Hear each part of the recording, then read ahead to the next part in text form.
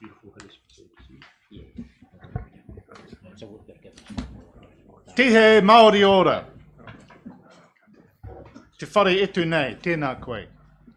Te papa e waho nei, tēnā koe. Te mana whenua o tēnā rohi, tēnā koutou. Te hunga mate ke te hunga mate, haere, haere, haere. Te hunga ora, kia tātou, te hunga ora. Tēnā koutou, tēnā koutou, tēnā koutou. Obviously, this is Te Wiki o Te Reo Māori this week, and I thought it was appropriate we should open that way for those who care.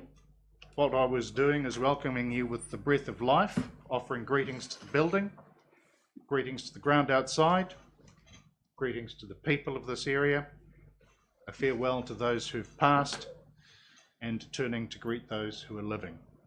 So, hello to all in this room, and on the live stream, greetings to you all.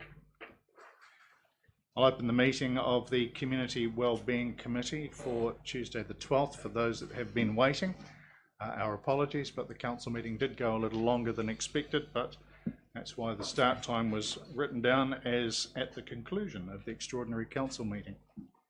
We have apologies from Mrs. Coote and Councillor Crackett, although Councillor Crackett is attending via Zoom. Would somebody like to move that that's accepted? Barry and Trish, put that all in favour. Aye. Against? Carried. There are no items in the public forum that I'm aware of. I'll welcome our youth council members. So Liam Calder, Emma Pope and Emma Wills, if you'd like to come and grab a seat. This is tab 7 on your minutes.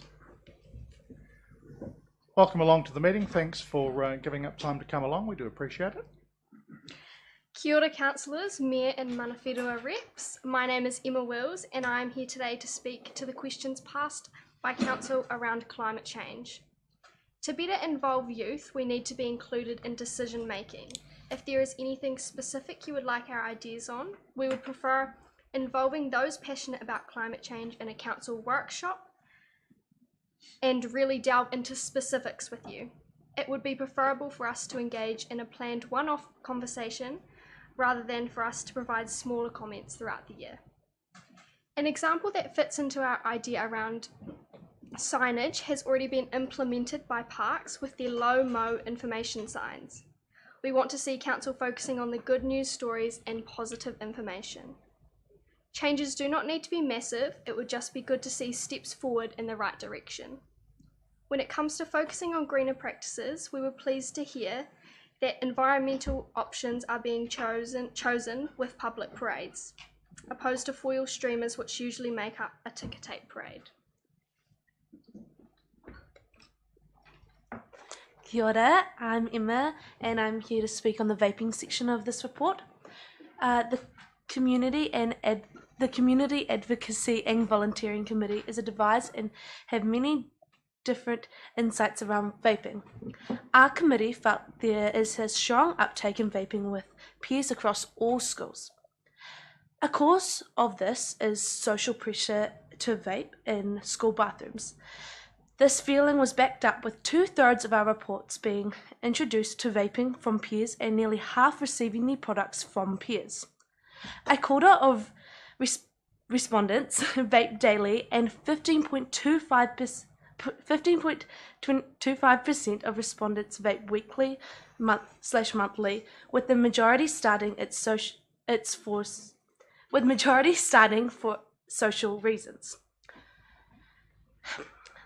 The average age for those surveying was the average age of those surveyed was 16, with the youngest being 8. We found the information to be very concerning. We believe an expansion of the smoke-free CBD boundary would support smoke-free 2025 and what our survey has uncovered. This expansion may include school zones. It would be useful to see more smoke-free and vape-free signage within the CBD, and would be good to see the awareness of smoke-free zones following onto council's social media and platforms. Some respondents' comments that the committee thought stood out included being afraid of entering school bathrooms due to vaping and being offered vapes at school. Many had fears of their peers' health, with one report saying they will have a lot of funerals to attend soon. Many respondents who did vape commented their health had declined since beginning vaping and felt they still couldn't quit. Youth Council are interested to know what the measures exist when specialised vape stores wants to be open in an ICC smoke-free policy zone.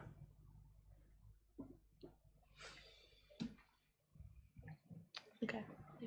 That's all. All right, on a lighter note, kia ora koutou, my name is Liam Calder, and I'm very excited to announce that Youth Council will be opening its nominations this Friday for the 2024 Youth Council elections. We are hoping to get applications far and wide this year with some outstanding graphics of our council mascot, Dwight the Duck. Now, Dwight travelled with me to Wellington to the Festival of the Future, and we have some good and bad photos together.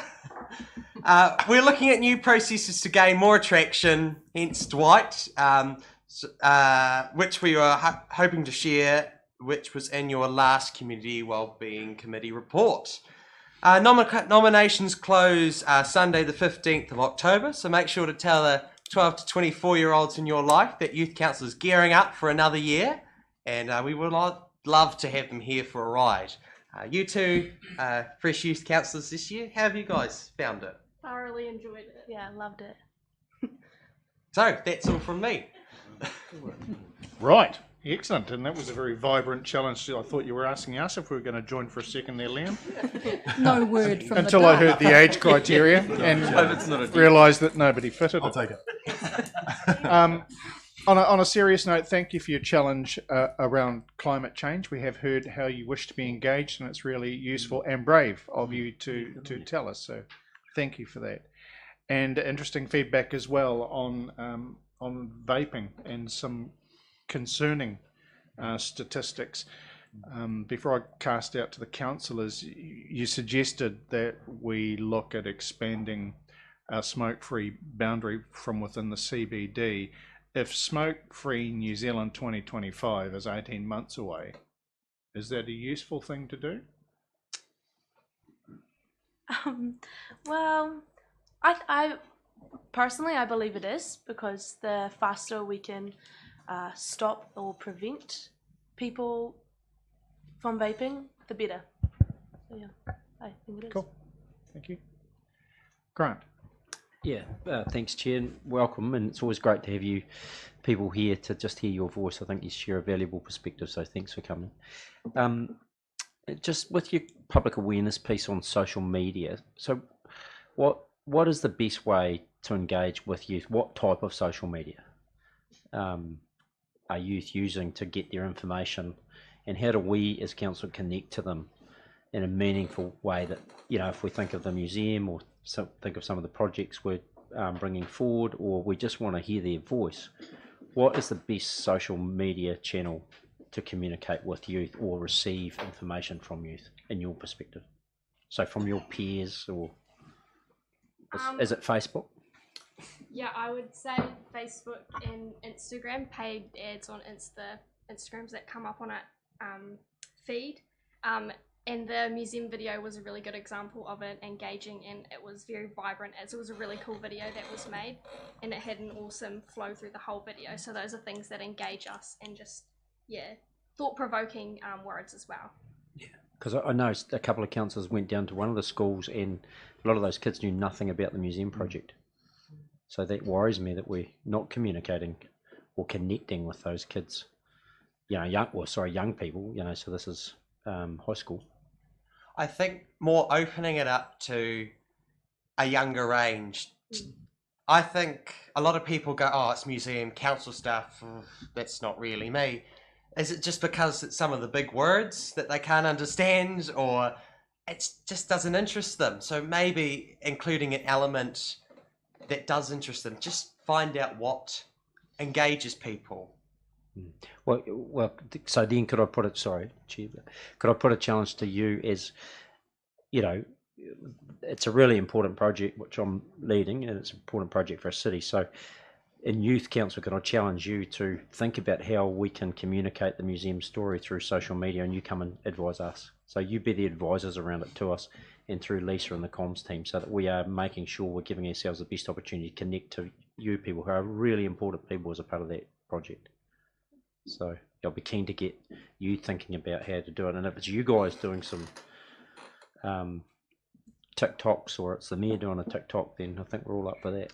Yeah, good luck with that. Good luck with that, yeah. Evelyn. Tēnā rā koutou katoa. Just really interested in the vaping, and heard your comment about vape stores within smoke-free CBD, and I think the point is very valid. If we don't control who people lease to, so obviously there is a limit to how we can control, but the point that you are making is so important that this is something that we need to be actually communicating to the public. Or is that how you see it, that we're not doing a good enough job of saying to the business people of who are within the CBD what the actual dissonance is between having a smoke-free CBD and then having businesses that are actually selling the products that we're actually trying to exclude from the CBD. Cigarette stores in the CBD as well. Cigarette stores, vaping stores, and do you, in your opinion, as young people, do you see that as a contradiction? And if so, what do you think we could do to make those changes? Yes, I do see it as a with you. How do I word this?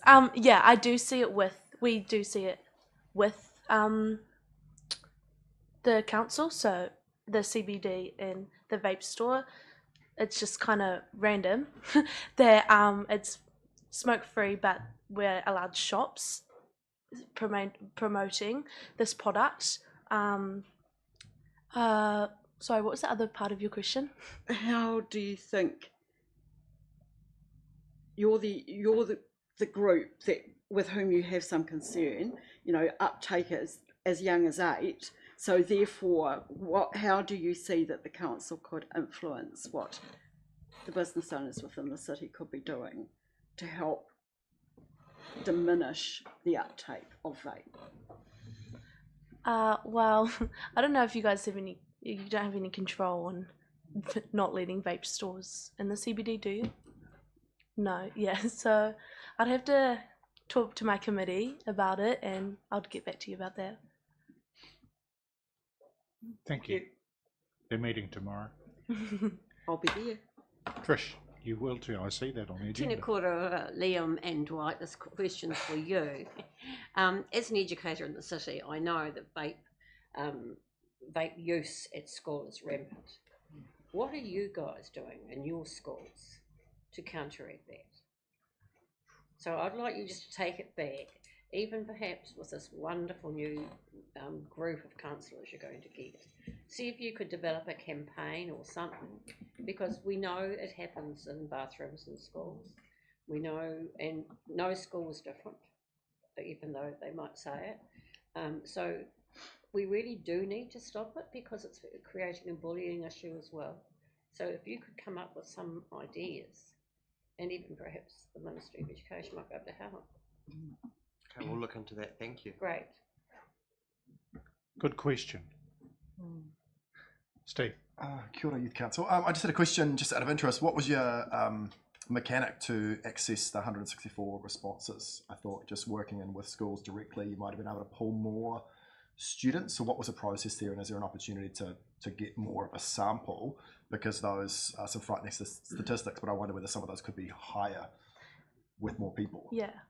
So youth we sent the code, code to the youth council, and all youth councillors tried their best to send it and get kids from schools to take the survey. So it was all more of our work. So it wasn't like we didn't make that many posters or anything about it. It was just more, we'll send the code around to the schools, to our peers.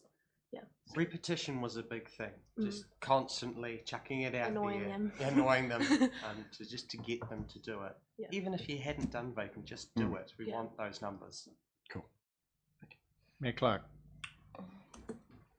So just so that Trish doesn't get off there, throw the comment back to the students. So what does the education department do around preventing vaping at school or in areas adjoining schools, like bus stops and things like that? Well, I'll give you the answer, the standard answer. No, Schools want are the truth. self-managing. Schools are self-managing. We don't have any authority to do anything at the schools or around that, apart from the fact that we work with the schools to discuss strategies. Schools need to manage that themselves. Surely they must have ministry guidelines on.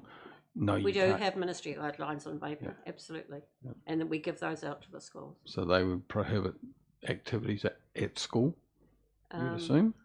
I'm not Not sure. wanting to put you on the I could send you a spot. copy. No, just wondering because I'm it's sorry. been raised as an issue. at school. No. We definitely do send them to the schools. The schools and parents who are concerned about vaping and the schools not doing anything more what per se, they can find the information themselves and they can bring it up with the schools. But I know the schools are trying hard, but it's really difficult. I guess the point that Trish was making is also their guidelines, so they're not necessarily enforceable or requirements. And we can't, as ministry, we can't do anything about it. Why not? I guess one of the differences with vaping is that it's far more discreet than smoking. You know, you light a cigarette, you're burning it till the end, whereas a vape is just something that's very quick. And I've watched people do it inside cafes. Quickly blow out a cloud. But really interesting to hear some of those frightening statistics about, especially down at age and where it's of concern. Barry. Yeah, it's always worried me, like with South City Shopping Centre and that, there's vape shops everywhere. It seems to be really prevalent down south. I don't know what we can do about it. We need to stop them because, the Pomona Street shop, they've ram-raided that twice now. They've got big concrete blocks in front of it now. I'd love to get rid of them. Leslie. Kia ora. I was also going to ask you about the vaping issue. So it was an anonymous online survey, your rangatahi survey, and it got 164 responses.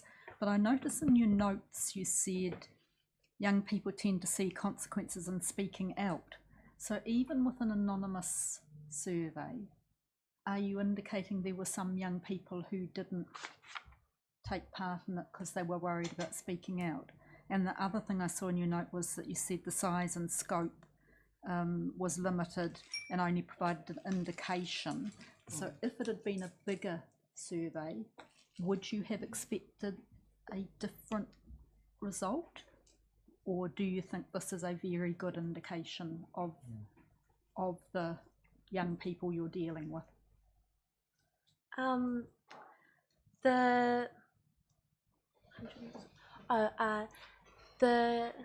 I do believe if we had more people take the survey and answer the questions, it would be more reliable and good. But I do think that the information is very valid and it is what's happening in the community.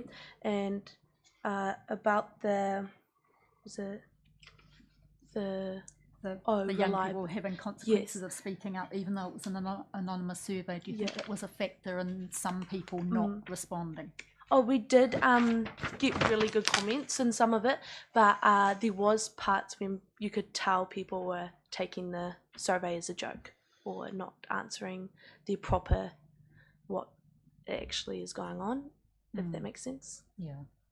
So a bigger survey, if you'd got more numbers, you think it would have given the same picture of the problem, but the bigger numbers would have been even more powerful in telling that story. Yes, yeah, 100%.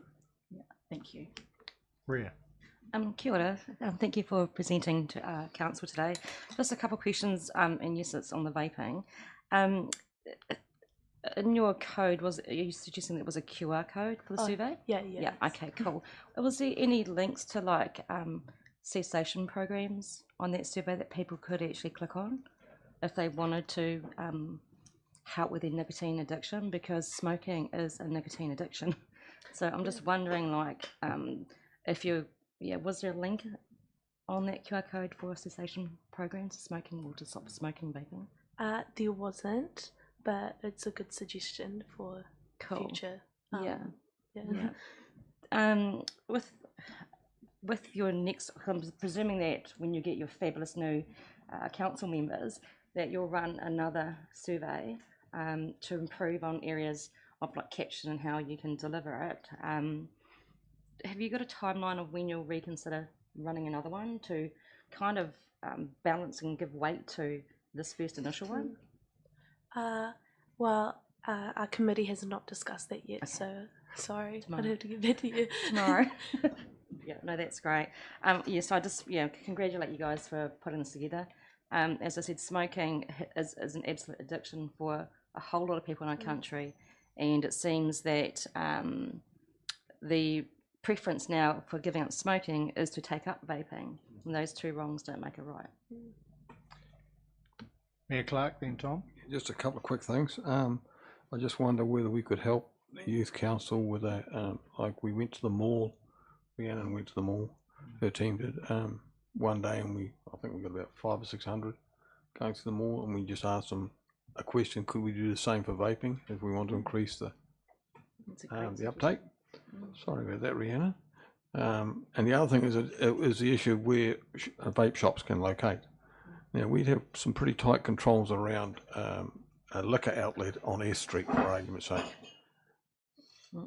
Well, we'd have some consideration on that, wouldn't we, if somebody wanted to open a shop that was just liquor? Well, if it was just liquor, then it's a licensing trust outlet.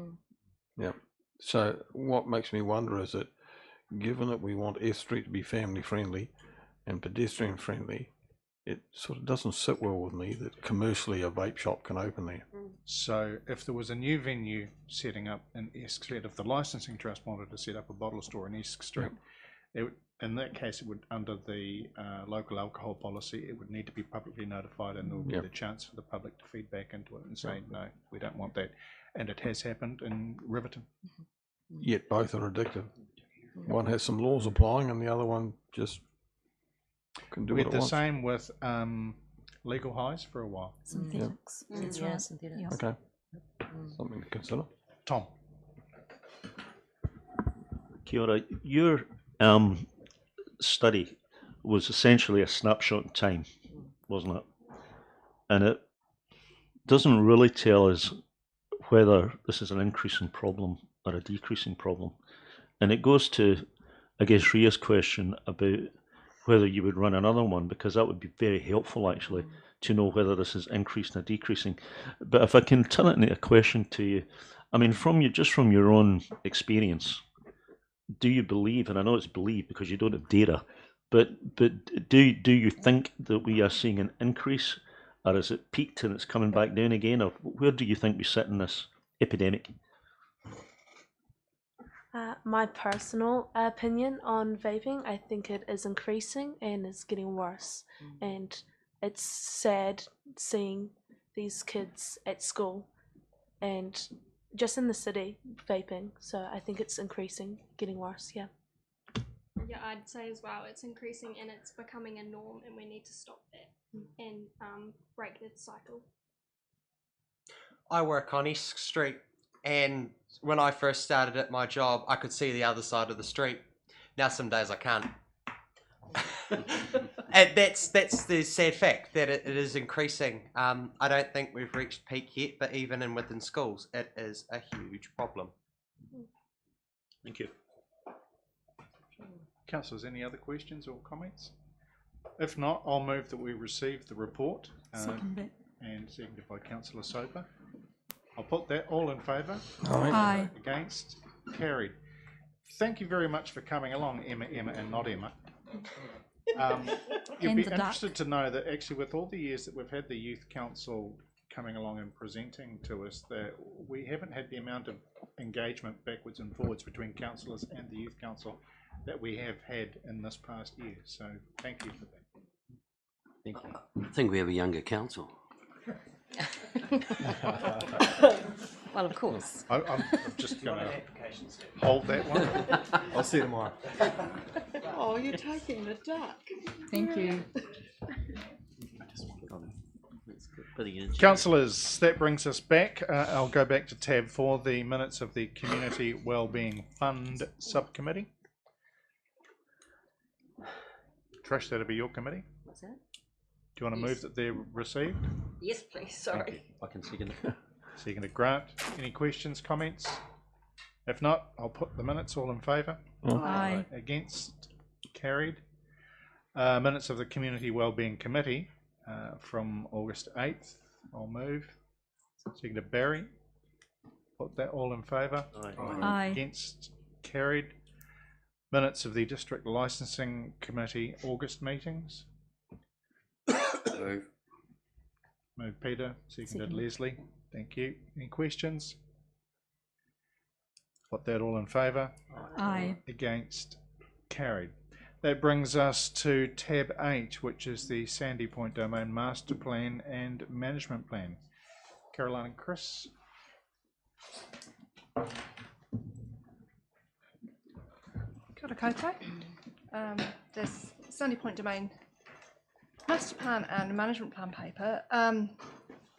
Now we've been working on the master plan for the past 2 years through COVID lockdowns and multiple delays to actually bringing this to you. Thank you for your patience. Now the best way to actually talk you through or actually demonstrate what the master plan actually has come up with is to go through the presentation, which was at Appendix 3, but we've got it on screen for you here and now. I go to the, I'm going to let Chris drive the clicker. I just get to talk a little bit about the, I suppose, the executive summary of the master plan. It's obviously this is providing us with a long-term vision, the next 10, 25 and 50 years for the future use, asset renewal and development of Sandy Point. It's providing us with a vision or a roadmap for how the domain can be used in the future. And this master plan is the first step, and it was our first step in the development and updating the Sandy Point Reserve Management Plan, which will be 2024-2034. It did enable us to engage with many different partners across the community, which has been an amazing opportunity for us to have done so. And what you're looking at is a finalised master plan from that engagement. Moving forward, at the end of this presentation, we'll be looking at the actual management plan and how we'll have the formal consultation processes following on from here. But to hand over now to my colleagues, Chris and Cassie, they're going to actually walk you through the master plan, where we got to where we are now. Kia ora, I'm Cassie. I was quite heavily involved with the development of the master plan process, and I'm just going to talk a little bit about the engagement side of things. So in order for us to fully understand the strategic direction for Sandy Point, engagement was really important for us to get that right. So we had a very thorough process with multiple partners and stakeholders.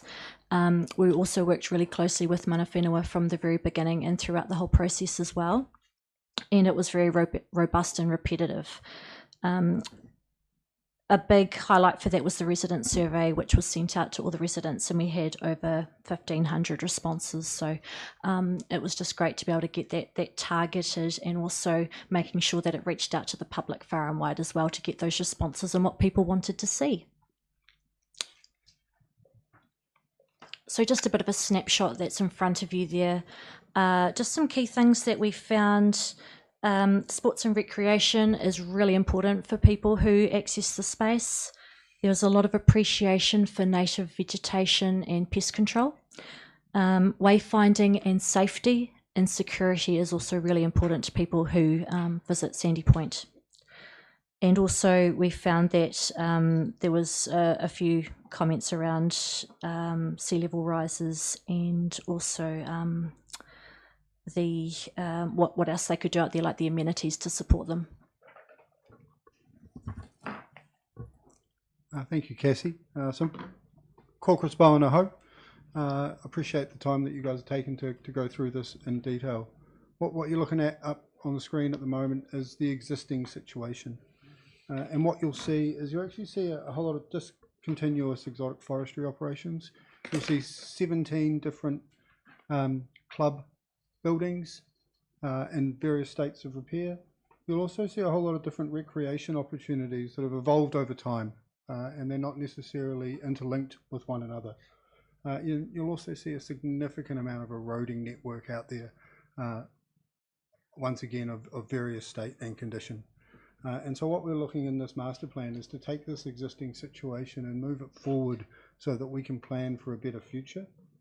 And the strategy, the overarching strategy that we've got on the screen at the moment is really around how do we take the beach, how do we take the river and bookend either end of Sandy Point domain with the biodiversity as very important while maintaining that exotic forestry and recreation buffer. So what we heard from Invercargill residents that was really important is the recreation offering that is out there. We want that to continue.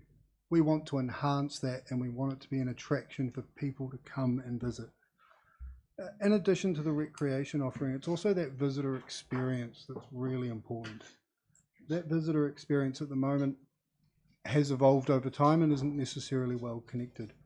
We also heard quite strongly about environmental resilience and having adaptive management in the way that we manage this place over time.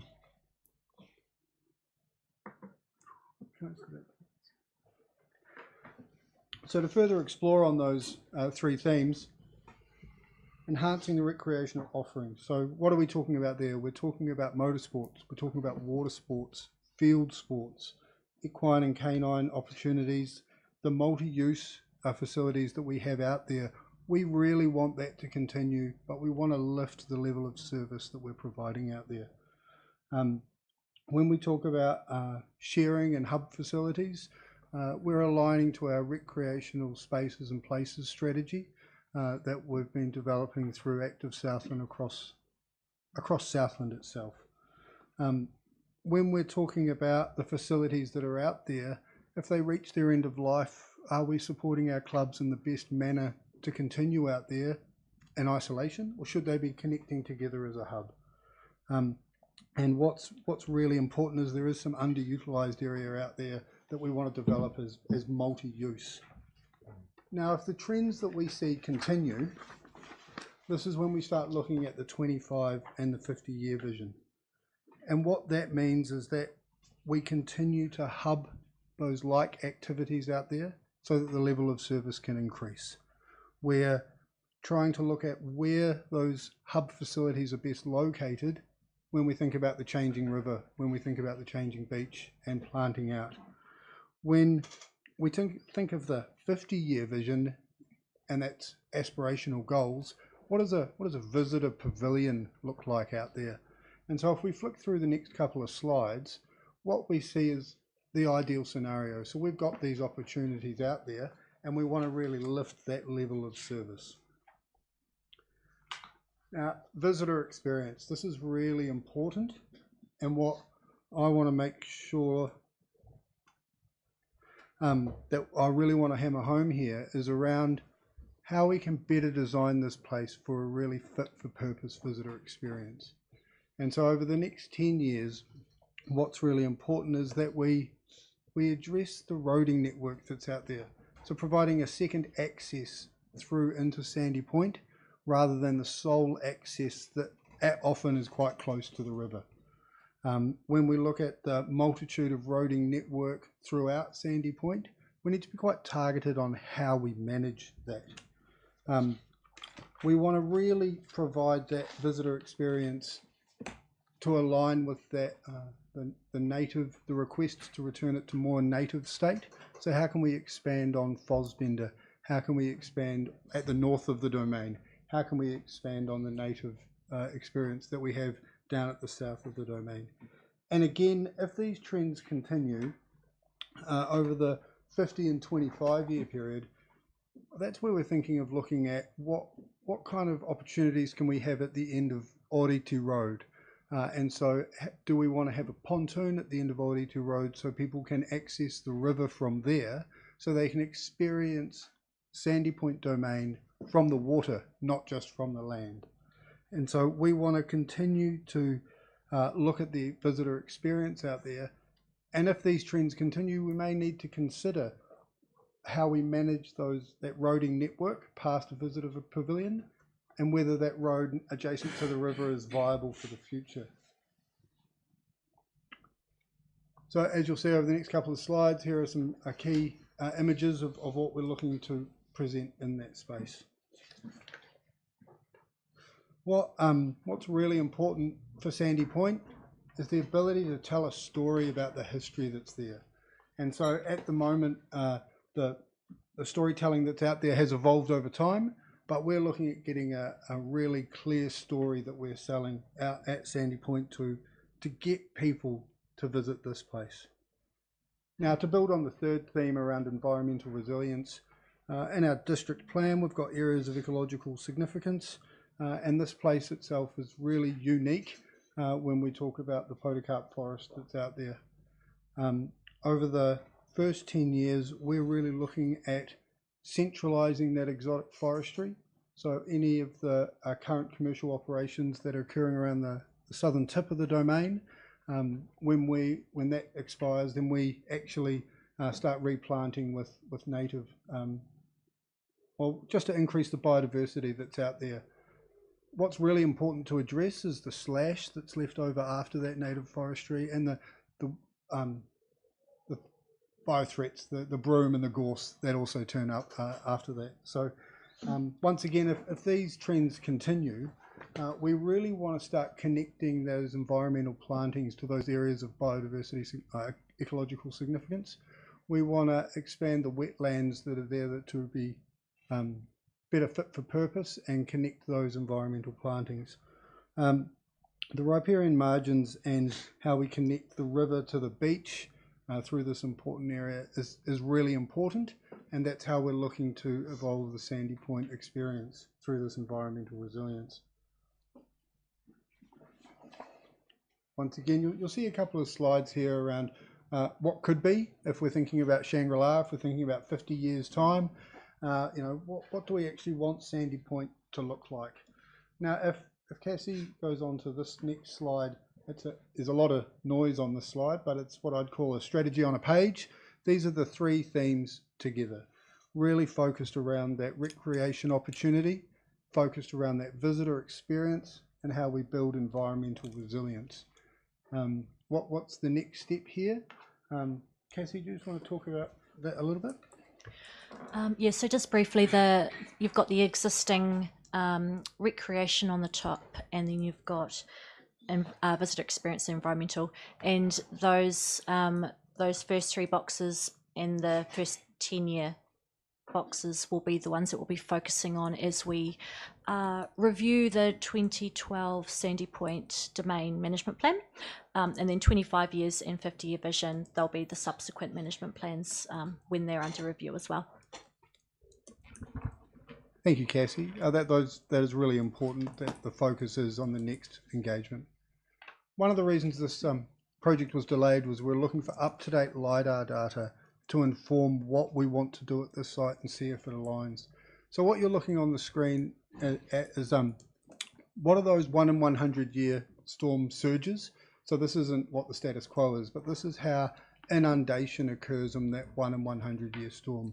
We've picked a date in the future that's pretty close, around 2040, and we've used the same type of modelling as we used for Stead Street and that flood protection. And so what you're looking at here is sea level rise of 30 centimetres, and what does that inundation mean? So it really does start to build the evidence around needing 2 entry points into Sandy Point, how we need to start hubbing those light recreation facilities to create a better fit for purpose use, and really start managing the site out there.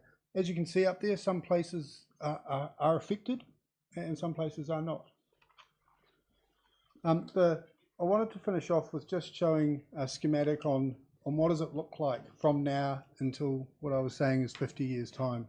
And so Cassie will move through these quite quickly, but really just trying to start replanting out in the Sandy Point domain, centralising that commercial forestry, starting to create those visitor hubs in those core locations, and really thinking about how we can access the water from the end of Aoriti Road rather than solely the Sandy Point domain, so we can get that Sandy Point domain experience from the water, not just from the land. I really appreciate your time, and we're really keen to take any questions you've got. Thank you. Tom. May I have 2 questions? Okay, thank you. So the first one is about Aoriti Beach access by vehicle. And I notice when I look carefully at the charts that it shows essentially no change for the first 10 years. By 25 years, because that could be by 11 years, but by 25 years on the chart, there is now, instead of a hard road onto the hard line, black line onto the beach, there's now a dotted yellow line onto the beach, which means it is managed. Now, I don't know whether I should take that as a euphemism for closed, but I think we need to be careful that, I mean, council may support that, but I think we need to be careful that in adopting this master plan, we are not adopting a presumption of closure of Aoriti Beach by vehicle to vehicles unless we actually decide that. I'm not personally in favour of that, but is it a euphemism for closure? No, it's not a euphemism for closure at all. It's, as you say, it's managing it, and it's looking at the management of that area. So it's just indicating that would be an area that we would look at, as we have done with the rest of the domain. Okay, thank you. Second question. The master plan is completely silent on the question of Coopers Creek cribs. And I think the fact that we do actually have Coopers Creek residents here, I think it's important just to comment on that it's, I mean, I'm not going to put words in your mouth, but that it is not covered because it did not have to be covered by the master plan. It'd be covered by the management plan. Is that the? That's correct, Councillor, yeah. Okay, thank you. Thank you.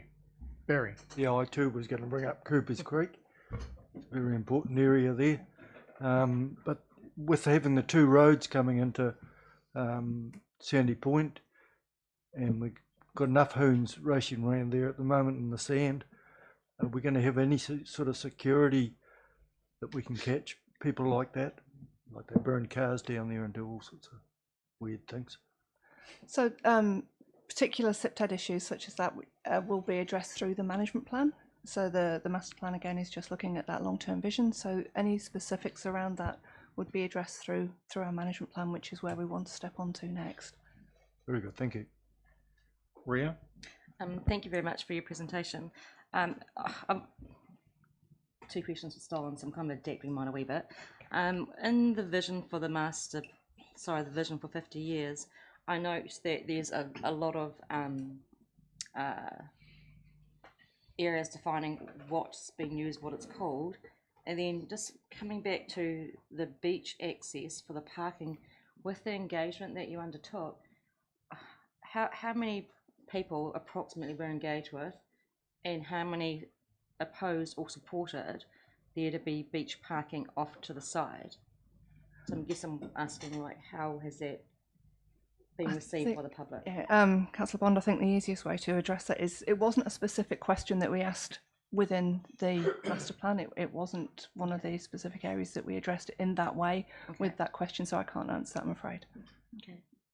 Can I throw up a rhetorical question then and go, is it perhaps an answer to a problem that sometimes the beach is not an appropriate place to park when there's a king tide or what have you, and that offers an alternative? I think the correct response around the beach is it was out of scope of this master plan, and anything that we do there needs to be addressed collaboratively with iwi, with DOC, with Environment Southland, with SDC and roading. So it was out of scope of this particular master plan. And also police, I guess, because it's a public road. Yes. Thank Yep. you. Evelyn, then Mayor Clark. Yes, so there's a few things that I noticed within the report that I know were highlighted by iwi. And a lot of it is around introduced pest species. Mm-hmm. So I was delighted to see that highlighted. Not so much, I know, because this is a master plan, there are no solutions, but I did wonder if, as part of what you're doing proactively now, that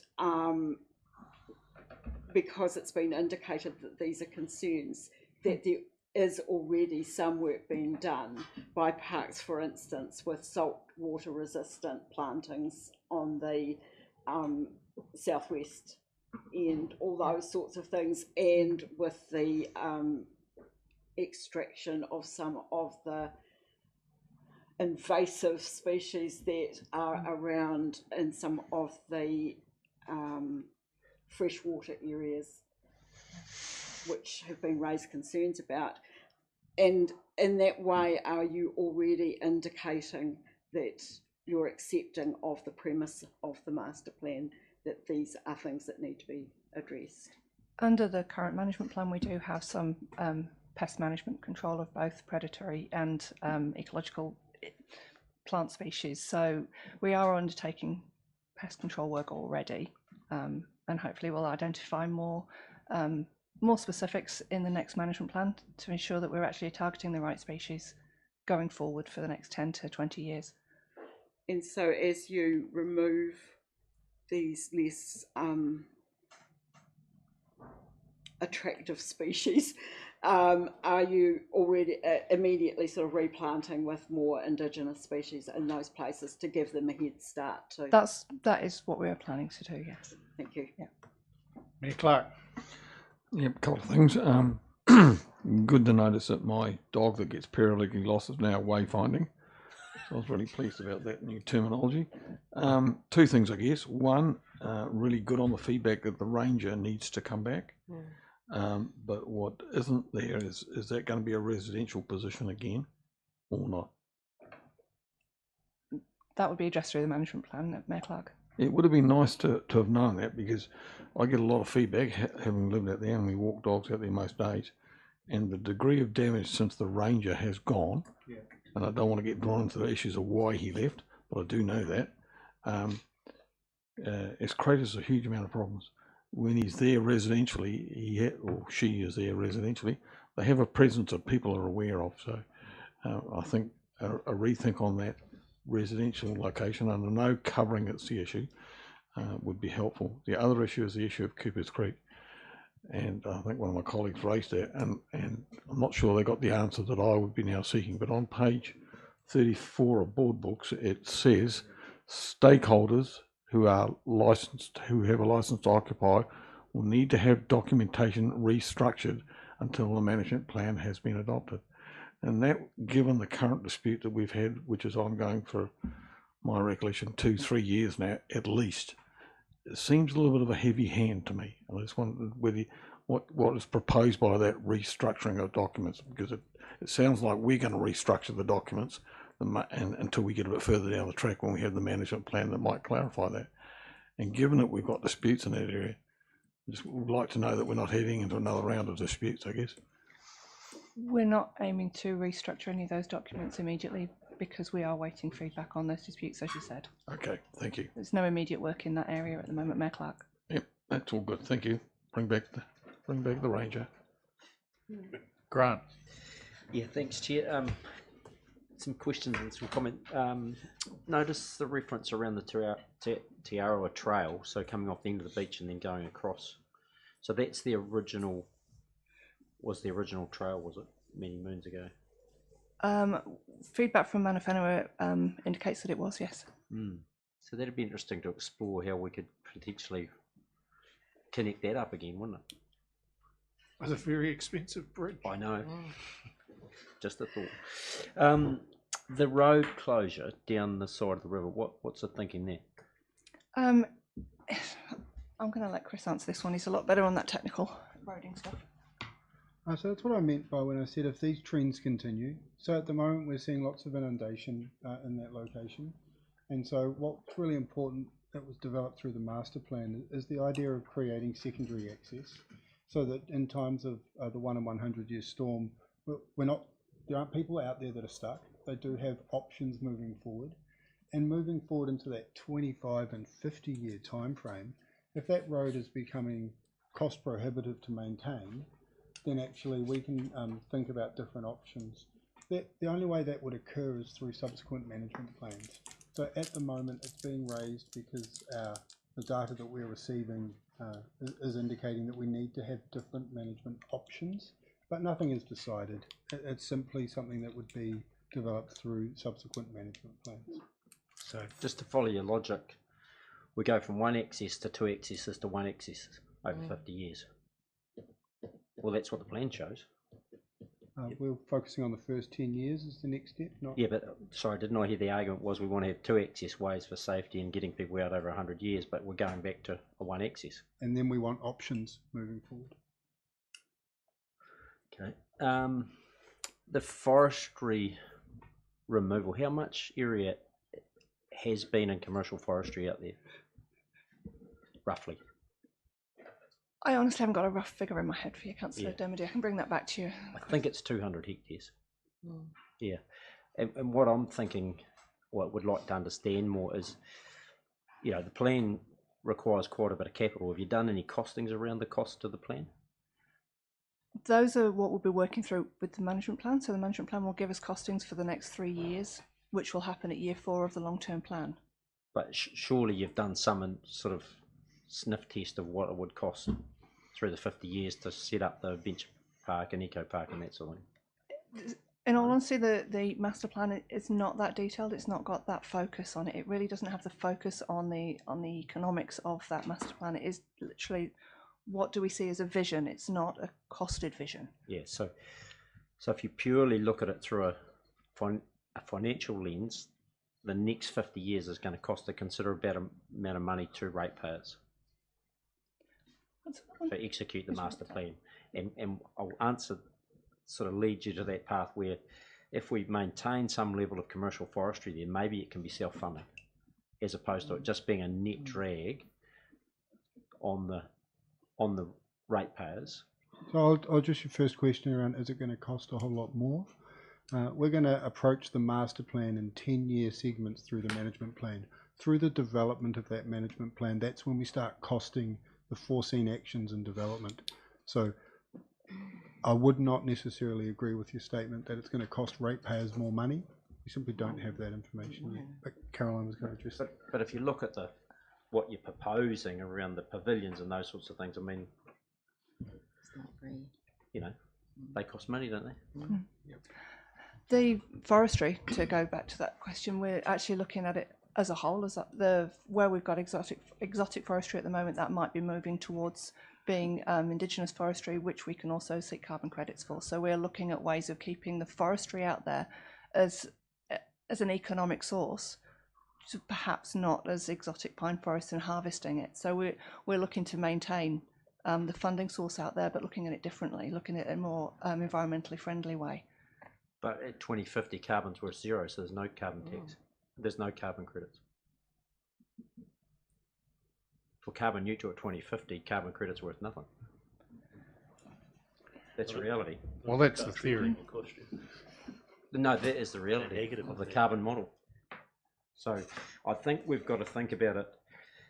It's great to have a master plan, but there will be a cost. And look at the significant value to the city in Sandy Point, no question. My question is, and another one I had was, do we want to attract more people there?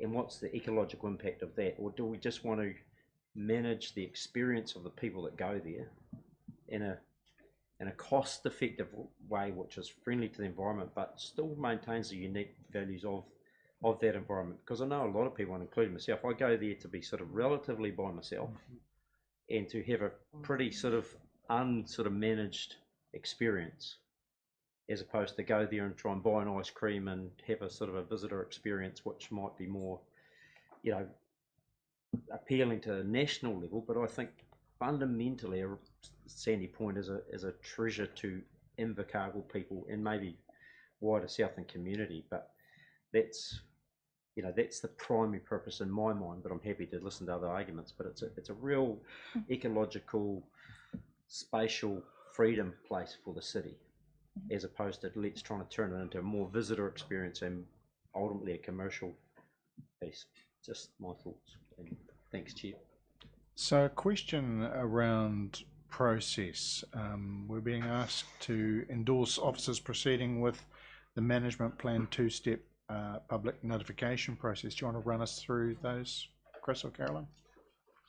I can go you through. Yep. So we are now looking at for the endorsement for this two-step process, which will begin 30th of September with your endorsement, which will be inviting written submissions on how, with this master plan, how do our community see us actually putting that into progress and into place through that the first 10 years of a management plan. Looking at the summary from the master plan, we were looking at those submissions on how they see us enhancing recreation, promoting the unique visitor experience, and also building that environmental resilience. So those are the submissions that we'll be looking for. The paper is really seeking for us to go forward with the next stage with the public. So let me help with the submissions. Is there a hearings process that we go through, or are they just written submissions that we receive? Written submissions initially, which, and then when we have a draft, we actually go to the hearings when we have a draft plan. So it's a two-step process. And then when we go out with that draft and consult on that, is there a timetable for when that's going to happen? I'm going to ask my learned colleague to my far right, who's now shaking her head. With not at this moment. But next year, I'm guessing. Oh, yeah. Yeah. Okay. Would be useful to know in the meantime. If you come back to us, that would be great. Brangy. Look, I think, you know, as it's been mentioned, it's one of the greatest assets we have. I walk the dog there every night. He takes a possum out every night. There's no cats out there, which is quite good. You could take Grant out as well. Yeah. Very But, lonely. but one of the things is that I'm just a bit worried about the submission process. Is that because it's the master plan, a lot of people will be submitting on what you've raised before, the management plan. So we are going to be asking for submissions on the management plan. Oh, as well. So No, that's okay. If you endorse the master plan, it will be endorsed, and that's our strategy. And then we are looking forward to actually receiving submissions on a management plan. Right, so the public will know that when they No, that's great. I just didn't want to. The master plan will enable consultation on the management plan. Yeah, no, that's fine, because I think people like getting into the nitty gritty. They do, yes. Yeah. Grant? Yeah, so your consultation is going to be through written submission. We've got quite a prescribed process through the Reserves Act on how we can undertake that. So yes, it will be initially. So it's initial written submissions on what people would like to see in the management plan. We then draft up the management plan, and that then goes out to the public for them to look through, to read, and to submit on again on what they see written down. So that's why it's 2 stages. We ask for that initial stages, we formulate that, and then send it back out. And that's the prescribed process for a management plan. Yeah, I'm just wondering, you know, because we see it through our activities report, how many people use Sandy Point, but I'm not sure many would actually take the time to put a written submission in. But if we engage them in a different way through public forum and you know, I don't know, you'll probably guide Chair around what's the best way for us to engage to get a really strong, well understood voice for Sandy Point. So I think that comes at the second step, Chris. Yeah, so the best way to engage is through multiple different avenues. And so we've got lots of examples through school holiday programs. We've got lots of examples whether we want to address in a written submission. So it's not just through one avenue. We want to connect with as many people as we can so that we're getting the voice of the community onto this parcel of land, so that we really have the next 10 years well aligned to undertaking a delivery of Sandy Point Master Plan development that matches the need and the wants of the community. So we will see that plan of consultation back through this committee at some stage? Yes. We will? Yes. Oh, that's good. Yeah. Mayor Clark. Yeah, just two things. I mean, I can always leak out that they're going to convert it into residential land, and then we'll get about 3,000 or 4,000 submissions, which would be a good way to do it. Just from your perspective, Chair, we're being asked to adopt the master plan today, and I just want to signal that I am opposed to it while that provision still sits in there about the need to documentation to be restructured around the license to occupy, which is a Cooper Creek issue. If we haven't got that resolved, we shouldn't have it in a master plan, because that leaves the door open, I think, for a heavy hand from council. If we don't need that in there, it shouldn't be there, or we should give them an exemption under there that acknowledges that we have an area of concern between some current license holders, and that they will not be pressured in any way under this master plan. Noted. Thank you. Evelyn. I was going to move the recommendations. Well, I'm open to that. So you just Then I move that we receive the report, that we endorse the council officers to proceed, and that we endorse the Sandy Point Domain Master Plan. And I'll second that. been moved and seconded. We've had a pretty good go. Is there? Does that cover Nobby's? Well, from what I heard the mayor say, he'll vote against it. Well, alternatively, surely we could just take that sentence out, because it suffers nothing by removal of the sentence. Can I just clarify? Are you talking about the column headed risks on page 34? Where Correct. it says it's a potential lease implication. Yep. So that's just notifying a risk. It's not saying anything. No, but what it does say there is a license to occupy stakeholders with leases and a license to occupy will need to have documentation restructured. So that's not a we might get round it or we don't get round it. It's saying going forward until a management plan is adopted, which is we hear next year sometime. I read that as a management and mitigation. That was a potential. That wasn't a this will happen. It's a potential that would go in what was consulted on, and we would no doubt get feedback on the lines of what you're saying. I didn't read that as this will definitely happen. I read it as part of what we would put in our first tranche as a possible risk, possible mitigation, and ask for feedback on. Have I read that the way? No, I read it that way too, to be honest. But I don't think it would suffer. I don't think the report would suffer any by simply removing that from the. You know, I cannot find it. But what page is it again? It's page 34. My worry about removing so everybody called it once. Say it again. My page 34. But my worry about removing it would be you're not giving people the chance to feedback, including the current residents, if it's not there. Yeah. Trish. Weren't we told that this did not cover that area? So the master plan doesn't cover the specifics of Yeah. Cooper's Creek in that way. The management plan will do. The management plan will. We will do, and we're going to be working with So the currently, residents of that in this area. master plan- in this master plan, there are no leasing. There are no people there. It doesn't. It's silent on the issue. So why do we have that in?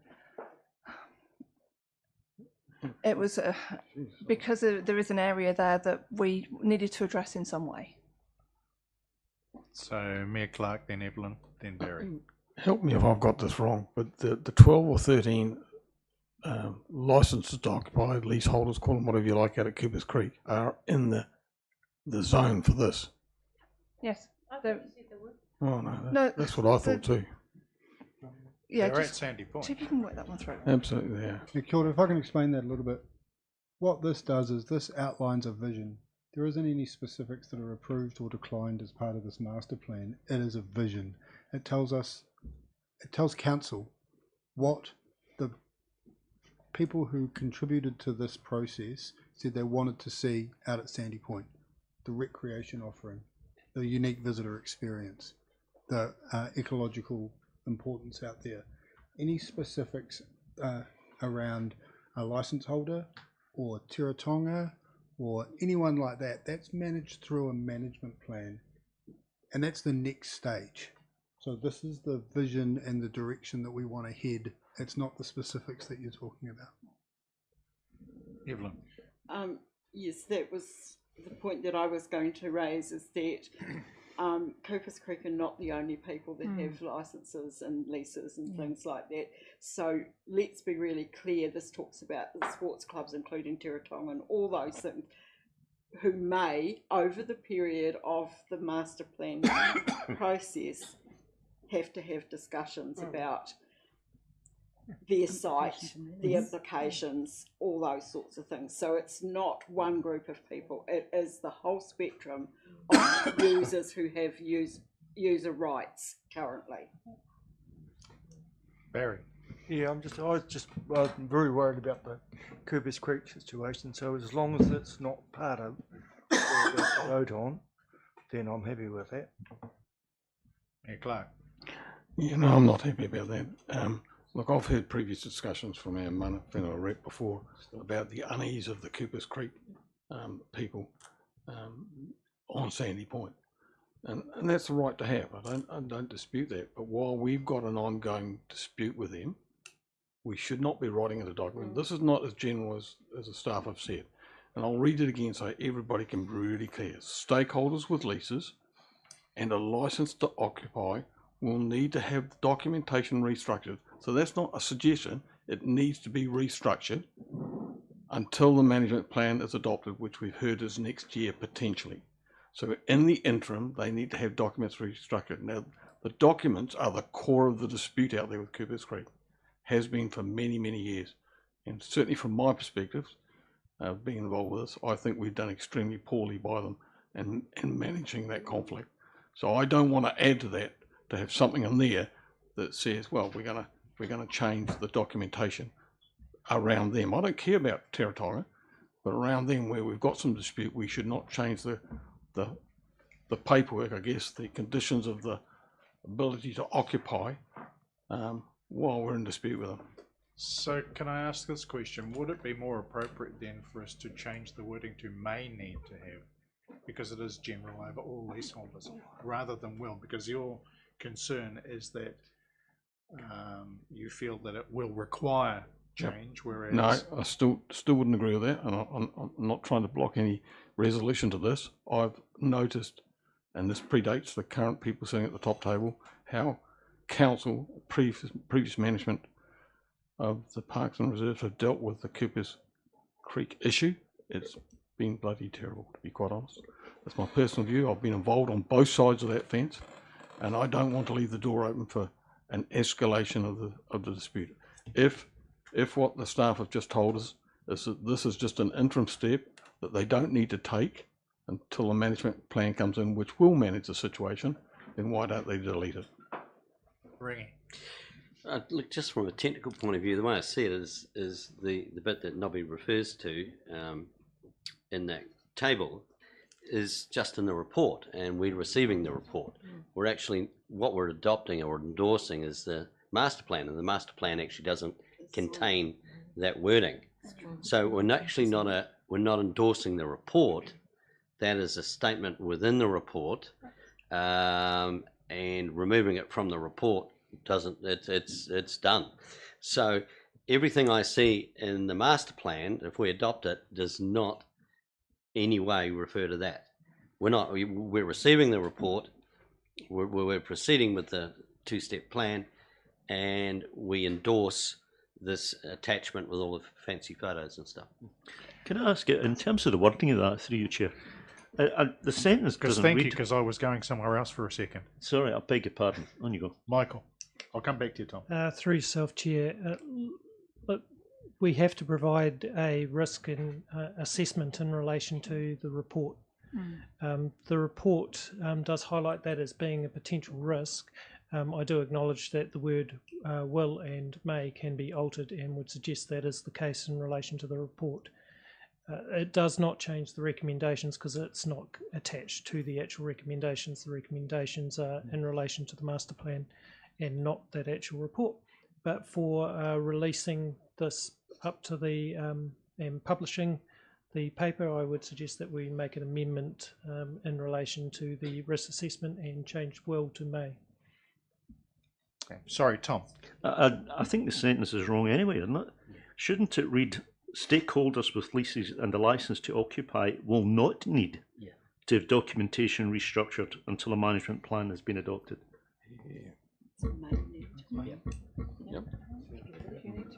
Kia ora. The reason why this sentence was put in is to protect those that are out there. So what? Yeah, but it should be not need, isn't it? No, because some people have licences out there that will expire before the management plan will complete. And we wouldn't want any unforeseen outcomes to occur before we've completed the management plan. So wouldn't it read the stakeholders with leases which expire will need to have documentation restructured? Not everybody, is it? No, but that's why it's a may. It's a potential lease implication. So that's the risk ID, is the potential lease implication. So Grant, then Mayor Clark. I've actually, it's my question's been clarified through the conversation. Sorry, Mr. Chair.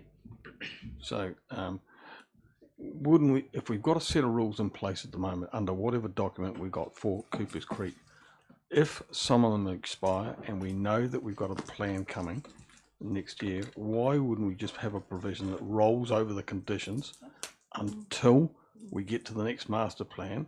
And then when we get to the next management plan, so that we have our eyes on the dispute and try and resolve it before we implement a management plan that actually just surreys the water again. Right. Yeah, and that's actually probably, if you thought about it in a tenancy agreement, that's what would happen. It would just, the existing conditions. Not what it says, though. No, that's not. So we need to look at it, but an existing conditions would roll through to the review period if there's a gap between them, so that there's confidence for those that are impacted that nothing changes until there's change flagged, if there's going to be change flagged. So would the word restructured, should the word just be extended? Documentation extended? I'll come back to Michael first. Through yourself, Chair, I just want to advise council in relation to this.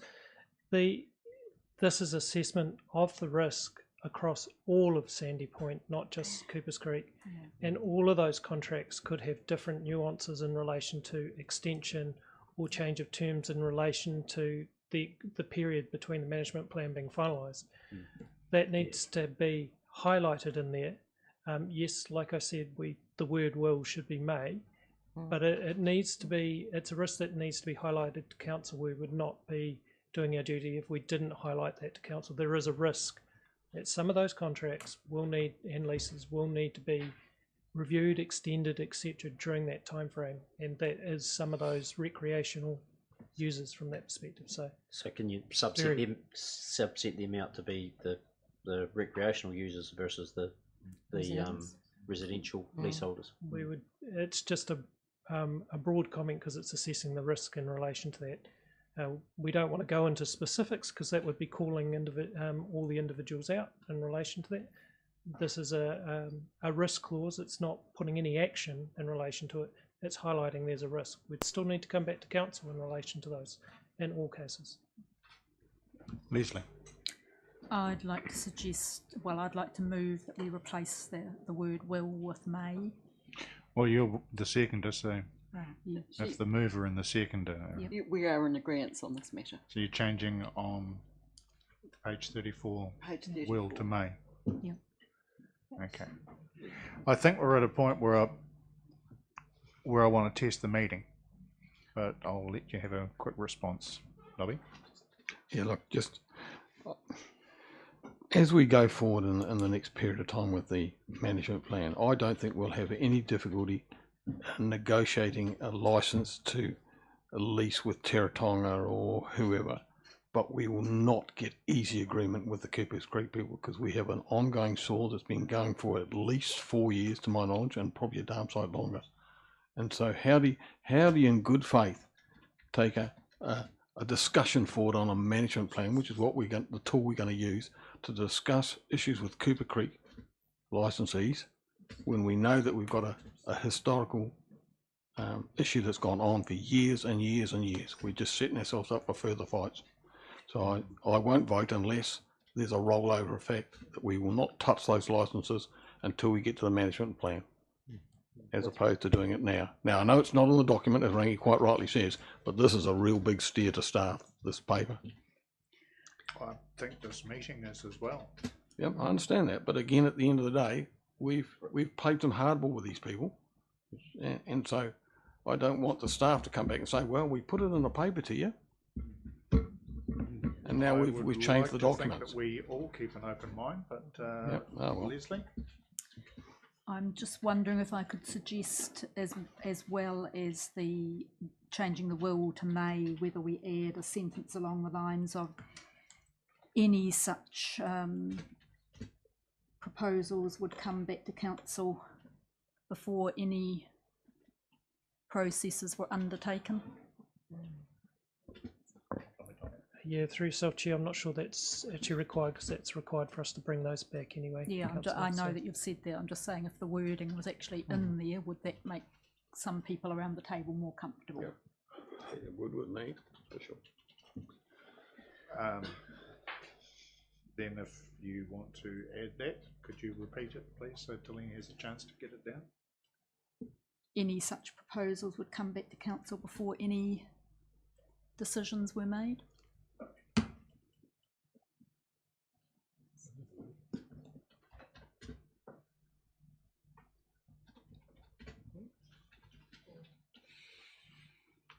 Bear with us for a moment.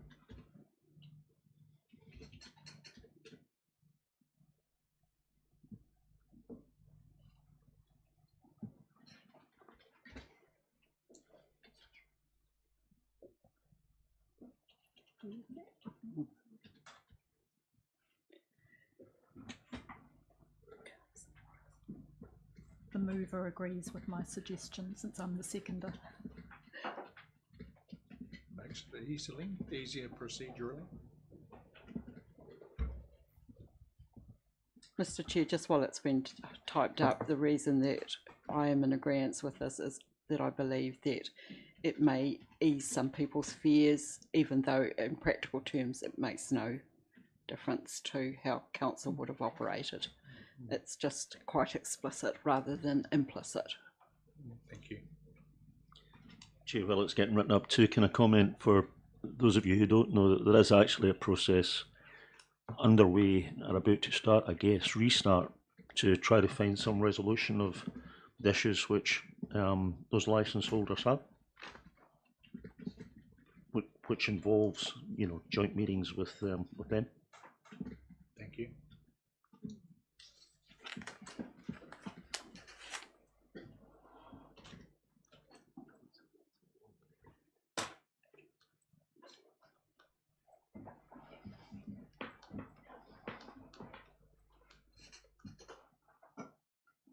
So the addition to what sits in the agenda is item 4. So note changing the wording under the risks listed under table 2 of the report, potential lease implications, work will changes to may, and add the following sentence: any such proposal will come back to council before a decision will be made. Just to clarify with the mover and the seconder that you're... I agree to the addition of item number 4. Okay, thank you. At that point, I think we've had a pretty good discussion, so I'll test the meeting. All those in favour of the 4 resolutions, please say aye. Aye. Aye. Anyone against? Aye. From the council table. Oh, sorry, Alex. Thank you. Carried. Thank you for that, and thank you for your patience in thrashing that out. Cassie, Chris, and Caroline, thank you very much.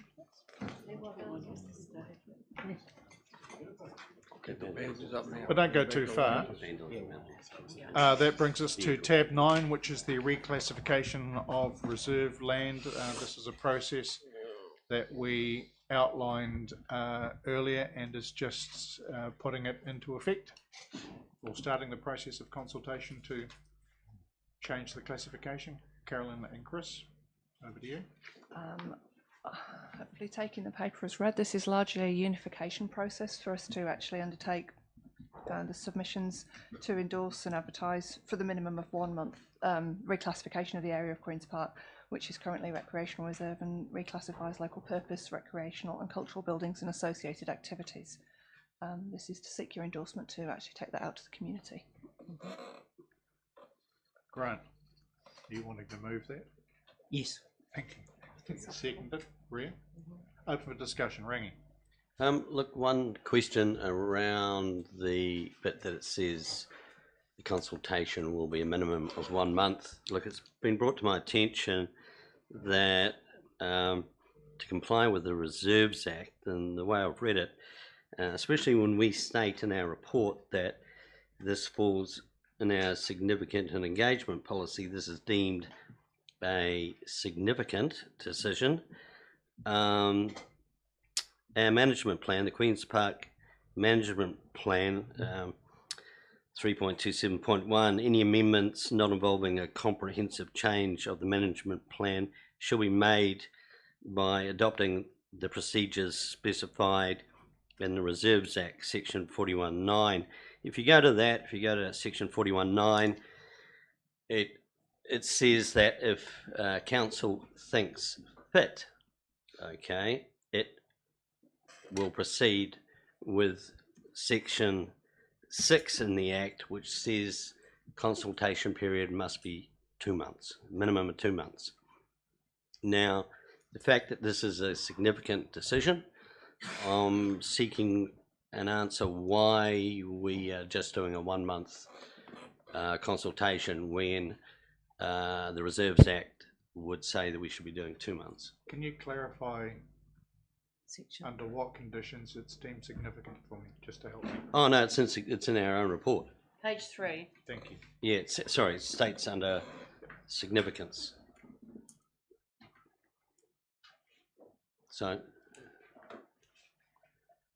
if I can just jump in a little bit on this, I think the confusion was created here historically when, so if you recall, and I think it's in the documents before you, there was on a prior occasion an amendment made to the Reserves Act as part of the consultation around the Queen's Park Management Plan, and that's the document that is the current Reserves Act changes. So where part of the tennis court was transferred for use for the museum, and that was done at that time as part of the Queen's Park Management Plan changes. It didn't have to be done that way, but that was just the way it was done. They are two separate procedures which can be run separately or can be run concurrently. The Reserve Act has the period that we're talking about in terms of the consultation. The management plan, which will be dealt with at a later stage, has the 2 month requirement. So that's why in this document it's talking about just the 1 month consultation and not the 2 month. It's because they're different acts with different requirements. Yes, there will be potential implications once the management plan is consulted on, but that might have a whole heap of other changes to it as well. So that's why they're separated out on this occasion. But on the last occasion, because it suited at the time, the two processes were put together and the changes were put within the management plan document. Answer your question or make sense? And now I'm back to that discussion we had on finance for City Block, so now I'm lost. But no, I will accept I will accept that explanation. We did have a look at it. It is a live issue, and which we identified when we came to have a look at how it would go through this process, and we made sure we were comfortable that this is the correct approach. Yeah. No, thanks for that. I just had to raise it.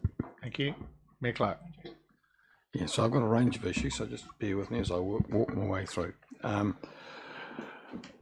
When we looked at the original scoping of the museum, we were told that we could go down to, on the map that's on page 139 of board books, that we could use lot 1 and 3. So that's the current pyramid, and the adjoining space that goes roughly halfway along the tennis courts. And in light of that, we'd need that space, we authorised the Tisbury complex. And it seems to me now, unless I've lost track of things, and Grant can confirm for me, that we've now got a significant need to go into lot 2. So the report talks about something like 60% of the museum will now actually go into that space, which is a significant amount of design work that's either been changed or we've shuffled the museum along, because the report says that. It says 2,000 requested at 2,325 square metres of the overall size of the museum, which sits somewhere between 3.5 and 4.1, now needs to be into this new area, hence the need to reclassify it. So I'm a little bit stuck on that. At the time that we discussed this back in January this year, we gave a clear instruction to staff that we didn't need that land, but that we wanted it reclassified anyway for future use. And at the time we discussed the options of potentially extending a museum at some later stage, future-proofing it, or alternatively putting an art gallery there. So we just wanted them to go along. And so I see in the email traffic so I've got back from staff in the last couple of days, they said the executive, so I presume that's the executive staff team, made the decision not to do this consultation until they got the design details, which we've just recently had at Hiwakatuia. Now, to me, that's a significant risk that they delayed that, because if you think about where we're going now with the museum, the time frame as we start their demolition in March, and I guess we start the construction, I assume, in about the mid-year. The physical build starts then. So we've got from now, given that we were not going to do much by way of consultation over a Christmas period, through the process, which includes going back out to iwi and back out to dock, and going through to the Minister's office over Christmas, or potentially beyond that, and then gazetting it. That process the report doesn't tell us how long that process will be. I suspect it's months and months and months, and gets us right up close. Now, some of the discussions we've had as a governance group in the last couple of days, in fact yesterday, was, well, it doesn't matter, because if we wanted to do the build, we could just go down onto the land that we can do and not encroach onto lot 2. But the logic that I've been thinking about overnight is, if you started building a museum, you're going to put a concrete platform down. So we will go significantly into that, and I'd have sleepless nights if I thought that we were going to slow up that project management team, which has got some very, very tight deadlines, because we've just delayed the consultation on this. So I have issues on 2 issues. Why does the report say that we're taking 60% of the museum into that lot 2 area? That seems a little bit odd to me. And secondly, why we've left it 7 or 8 or 9 months to get on and change it, knowing that we're actually going to encroach into it. Or is that just an oversight that we haven't come to? So just if I can deal with the second issue, Sure. The delay, wasn't that a procedural matter because we didn't have firm plans that we could show that were going to be taking place on the land that we wanted to reclassify? And if you wanted to reclassify it, you needed to show what it was you wanted there, not intent. So can I just tease you out, because I know you're probably our local expert on this. So if I wanted to reclassify Teviot Street, which we're disposing of, or Donovan Park, would we need to have houses drawn up to show what we're going to use it for, or will we just say it's for residential use? Being mindful that when we asked for this to be reclassified, we didn't actually have any plans to go on it anyway. We weren't going to use it for anything other than just make it available for future proofing. So that delay just sort of doesn't quite sit with me, because we didn't intend to use that space at all. That was the original thing in January, was we would just future proof it for an art gallery or whatever. Quite right. And so I don't know why we didn't get ahead and do that. Were a potential car park and expansion. So I guess I'm nervous now that not knowing what the time frame is at the end of this report, the report says right at the very end on page 142, it says next steps, and they've got 8 steps here. Is that a month long? Well, the first the first step alone is a month, and Rangi is suggesting 2 months. Is it 3 months? Is it 6 months? Do we have some impact for the project itself? And back in the report, it does suggest that there are potential risks, timeframe risks for the main project. I just can't understand how we got to this position. So the risks that are identified are potential, and potentially I could be run over on the way to work, and it's acknowledging that. Some of the risks will be low, but they need to be acknowledged. However, let's come back to your question, Erin. I'm happy to take this one, although I know Mr. Cameron's left the room. This will be one that he'll love as we well and truly delve into different risk profiles of different options around this one. You're absolutely correct around question 2 and the reason around why we abandoned that change status process, and that was around us not having that sufficient certainty around what was actually that space was going to be required for. We did start down that process, and as we progressed through it, we found that we didn't have sufficient certainty around whether we would actually require that space, because we weren't sufficiently progressed through the museum design process to know if we would need to move into that additional space that didn't have the reserve status change on it.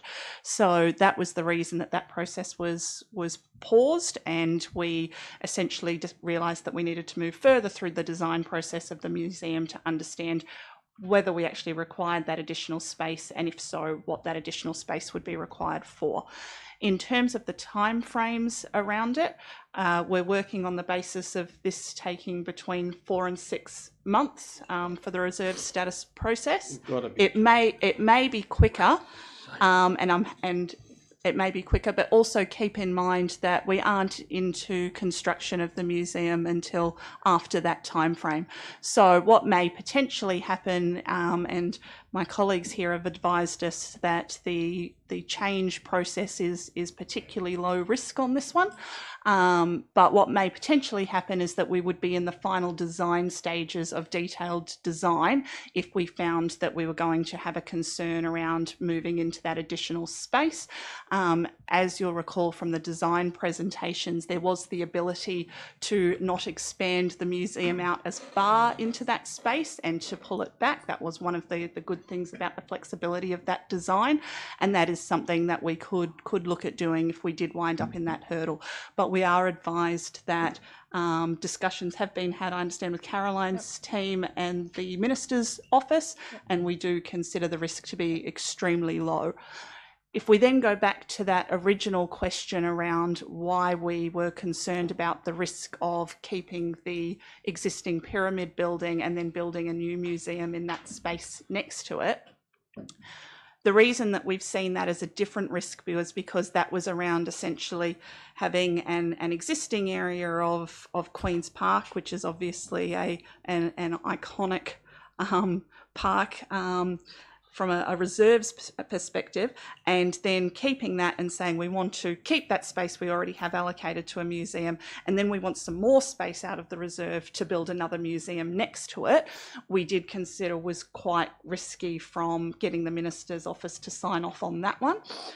Where this process is different is actually around not encroaching significantly more into the total amount of reserve space used, but simply around how do we better seat the building into the reserve so that it actually has a better place and better interaction with the environment around it.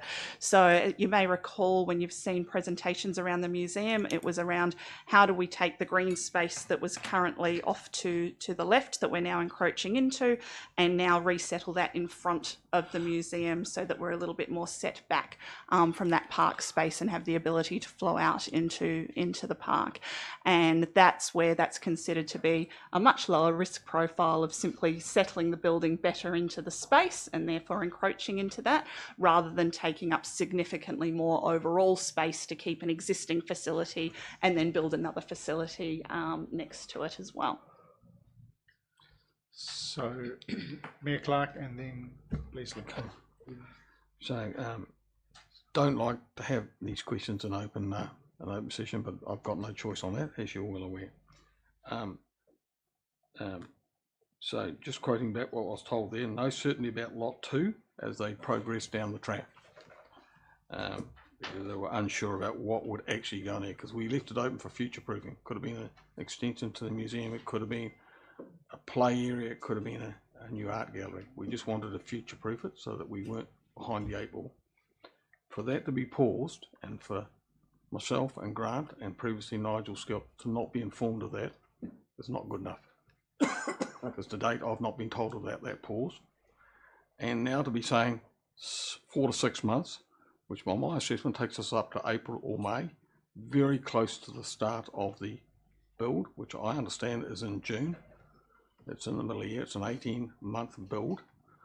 We can play around with a month, but given that we've got a change of government potentially, and we've got a Christmas period as well, I don't have any confidence that we'll have it back by that period of time. So the issue for me is not whether the Minister agrees and whether this is a very simple change, it's just the time frame of getting through the process.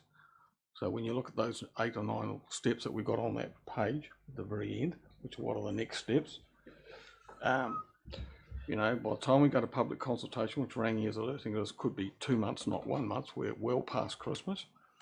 In fact, I don't think we'll actually be able to consult during a Christmas period anyway. If we had a 2-month commitment, it's probably too late to do it before Christmas. And Lord help us, that gets us into the new year. So we're up at March before we've done it. Then we've got to provide doc and full consultation documents with iwi into there as well, which will follow consultation. Goes to the Minister's office, we caught out, and it really unhinges me to be thinking that the design that we went out with, which was a great design and has been well received in the community, could have to be potentially reshuffled because we haven't reclassified or recoded the land, which should have been done 6 months ago by my assessment. So a couple of points. First of all, we're looking at going out for consultation at the end of this month, from the documents that I've read. Yeah, but if we have a 2-month criteria, which is what Rangi's... No. Andrew corrected it to 1 month, but it's a different thing. I've got a separate issue to raise along with Nobby. So, as I was about to say, the part that has been reclassified already across to halfway over the existing tennis courts was able to be done because we were showing in version 1 plans that went out to that area. And there was no issue. So I don't see that there's a great difference between that process that was successful and this one. Leslie, then Rangi. Thank you, Mr. Chair. So I'm looking at page 138, where it talks about the concept design that we all thought was a brilliant wow factor design, has elongated the building east-west to provide the public amenity noted above to the north-south. So that's the landscaping, etc., that Erin's described in some detail. We all saw that concept design and thought really exciting, great. It's, elongated east-west, but it's going to give us that additional space connectivity to Queen's Park and the Rose Gardens. It's going to give the increased green borders to the north and south and the extra landscaping opportunities. So we were all really excited about that. I looked at this consultation plan and I don't see that we need to be too concerned about this time frame, because the concept design, we all agreed, was only a concept design. We all pretty much accepted that the final design would come at a period that's quite reasonable for addressing what we wanted to address, to have the exciting facility we've all agreed on. So I'm not sure that, because as you've just said, Chair, we're starting the consultation very soon, I'm not sure that we are going to have any real risk of running into a problem by the time we have our final design and actually start. I'm not sure that we need to get too concerned about this being a barrier. I would also note that both in us developing into that space, we did note and discuss the fact that we were stepping out into that space and we would need to go through this process. And we also did that when we were talking about the concept design. There was quite a bit of discussion about the fact that we were going to step into that additional lot and that we would have to deal with the reserves process. I'd also note that we also did this for Tisbury as well. So that was something that we did with the Tisbury site. It was something that was done quite quickly and efficiently. It may happen much quicker than the 6 months. That's the absolute sort of worst case scenario. But we've also gone, if we do wind up with that worst case scenario, that's manageable as well. I've got Rangi, Grant, Evelyn, and then Tom. Thanks, Chair. Look, can someone just give me a bit more confidence around Section 24 of the Reserves Act, and that's talking about publishing stuff in gazettes and timeframes, 10th of January. And We have had this peer reviewed that this is the correct process to follow. oh, absolutely. But can you talk me through the Act? Who can talk me through Section 24 and what the implications are? It's quite scary when you read 24. Yeah. I mean, we're quoting the parts of the Act that are the most appropriate for us to actually undertake. So it's It looks like I'm not a Reserves Act legal expert, unfortunately. Well, just the points that Nobby has raised, Section 24, when you read it, is a bit scary. And is this where the 6 months could spin out? I want to give some confidence because what we're talking about here is not green space. So we're not actually losing lots of green space. We're talking about additional. Just looking at Section 24, which you say in your report, Mhm. you are pursuant of, So I think the risk here is very low because it's not green space. So if the legal advice is not here and the staff have taken the legal advice and that's what they've written, that's fine. I don't think that they are able to spit out the exact process that you're looking for at this point. Grant. Yeah, thanks, Chair. So just with respect to the footprint of the museum, so and to reinforce what Erin said, the museum has been elongated and partly that's to better fit into the park and to create that space to the north of the experience building and integrate, more in a better way with the Rose Garden in particularly, but equally provide flow through. So the reason for coming into part or lot 2 or the orange area on page 139 is because of that change in the museum to better fit with the park. The second thing, and look, with every process around consultation and legal documentation ultimately going through to the minister, there's risk. However, from me, I get some comfort from the reclassification process, particularly with the reference to local purpose. Look, there's no, to me, in a layman's mind, there's no significant change of use here. If we were looking to put a commercial building or sell it off for private use, I think we would get significant questions from our public, but equally from at a ministerial level. Largely what we're doing here is we're just using some park space in a much better way, and I have confidence that we will get through that process pretty quickly with our public, but equally with the legal process around minister approval and that sort of thing, because we're actually fundamentally using space better within the park. So look, I hear the concerns that have been raised by Councillor Pottinger and the Mayor, but equally I have some confidence that this process should move through reasonably smoothly. Okay, I've got Evelyn, Tom, then Leslie. Kia ora. Look, I get a little uncomfortable when it sounds like iwi might hold up the process. The way I look at it is this, that it's going out for public notification. We're part of the public. We may or may not respond through that. But there is absolutely nothing, and I am reassured to hear that conversations have already been held with the Department of Conservation and with the Minister. Equally, conversations can be held with us. So it's not that this has to wait until all the submissions are finished. We could be being spoken to as iwi, we could be making a decision, providing feedback that's subject to public agreement and council making a decision. I don't think one necessarily has to follow consecutively and take extra months on top of extra months. So as a scare tactic, I'm really not very comfortable with that, because I think that this defies the way that council has actually been working in partnership with iwi. I'm sure that they are equally working in partnership with the Department of Conservation in the best interests of the city.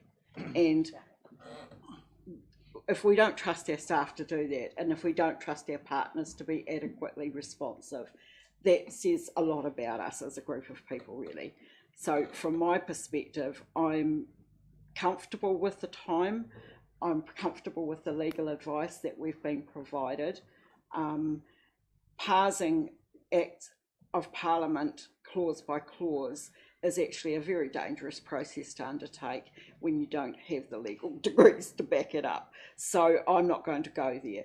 I just trust that we are taking good advice, that we are following good process, and that we are working in good faith with our partners, and that our partners will work in good faith with us to get the outcome that we all want. Thank you. Tom? Point of order, Chair.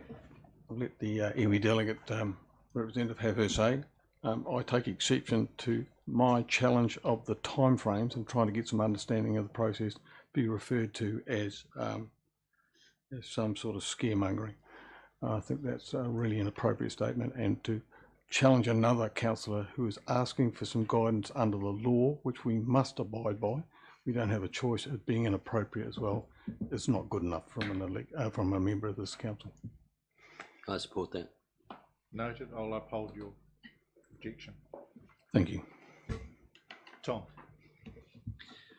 I mean, it does seem to me, listening to everything, that the risk is very low that we will not have that in place before we start construction. But nevertheless, on the basis of scenario planning, it would be prudent to contemplate that possibility and be thinking about how we would proceed on in that event, and maybe even, you know, having conversations with. Have we actually got it constructed yet? We're not appointed a builder yet. No, so we haven't even done that yet.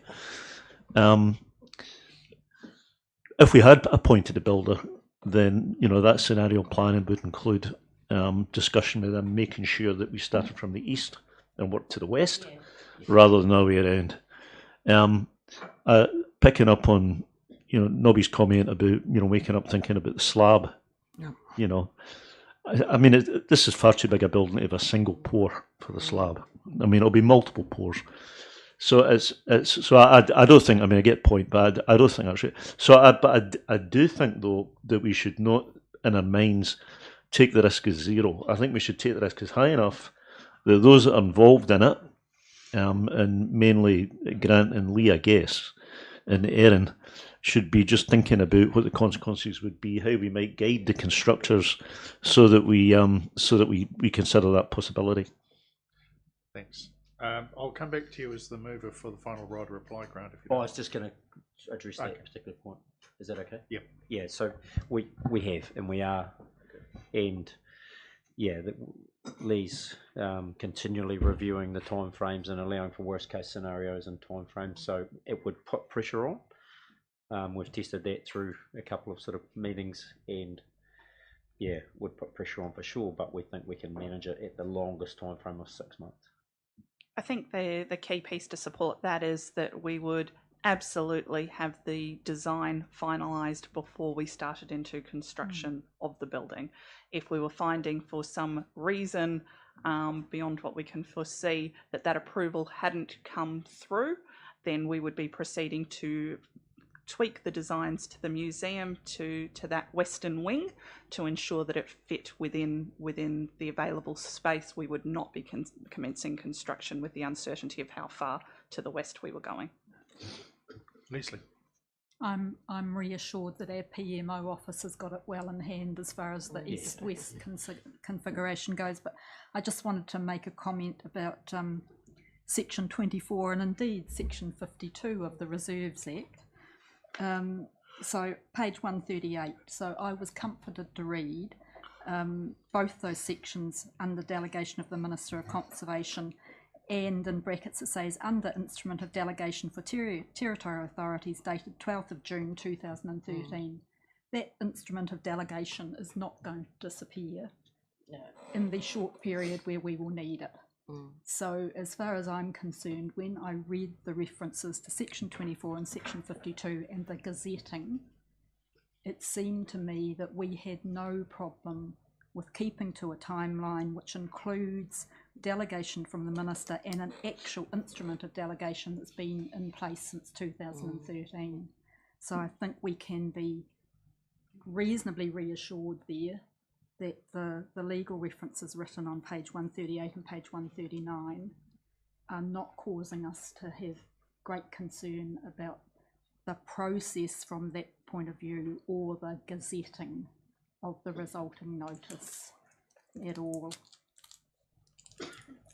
Grant, you have the final right of reply as the move. No, I think we've covered it. Okay. Sorry, just a point of order, Chair, regarding Councillor Soper's advice there. Are we taking that as formal legal advice? Councillor Section Soper 24? is not our legal advice. No, that's what I mean. So that, as I asked this question before, what does section 24 mean? I'm just advising council that are we taking this as formal legal advice from Councillor Soper or as an opinion, and that we yet have not received formal legal advice Yes, from... we have written. Not on section Staff 24. have. Staff have, but as councillors we haven't. We haven't been explained section 24 and the timelines involved. And you know what? There's several acts that are referred to in the report that you haven't received advice Sorry, on. but the reason I asked about 24 was the timelines. Understand that, and the timeline question was answered earlier. So, I think it's appropriate to acknowledge that it is the obligation of staff when presenting us with a report to acknowledge when there is risk. And ultimately the decision around risk appetite is something that sits at a governance level. Is there no risk that there could be some potential delay because of some objection? No, there is not.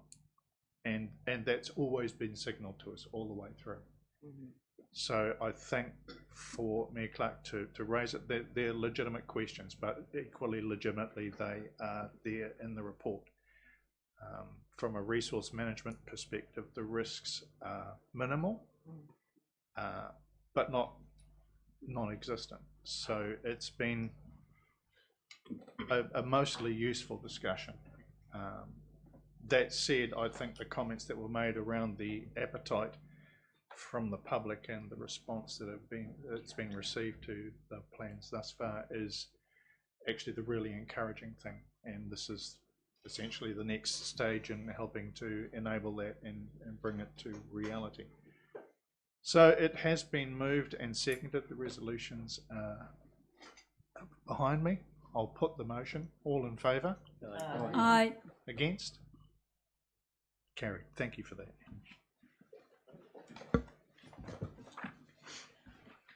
Southport and the New Zealand Railways Corporation Act. Sorry, have I missed something? Mystery package. Don't think so. You missed the Bluff Boat Ramp. Sorry? Have you missed the Bluff Boat Ramp? I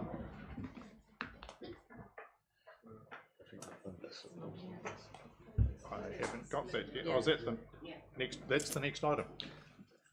Sorry, that was. Don't do that to me. Southport New Zealand Limited. Tab 10. Oh, sorry. There's another one that you're referring to that comes up in public excluded.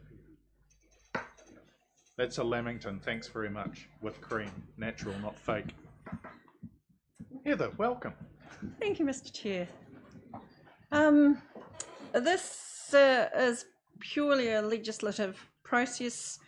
Southport have purchased some land in the past from New Zealand Railways, and as part of that there's legislation that has been passed on to that title restricting how they deal with the land so that Southport don't dispose of part of the land and end up with a piece of a landlocked land, pretty much how that works. It requires council resolution for that legislation to be removed off the title. Southport have advised that they have resurveyed the entire parcels of land into one title and will deal with it as one parcel of land, which will negate the need for this legislation process. So they are simply asking for it to be removed. Thanks, Heather. 3 recommendations. Looking for a mover. I'll move those. And a shaker. Gee, that was quick. Tom, Barry, thank you. Any questions for Heather? Procedural matter? Put that, all in favour? Aye. Aye. Against? Carried. Thank you.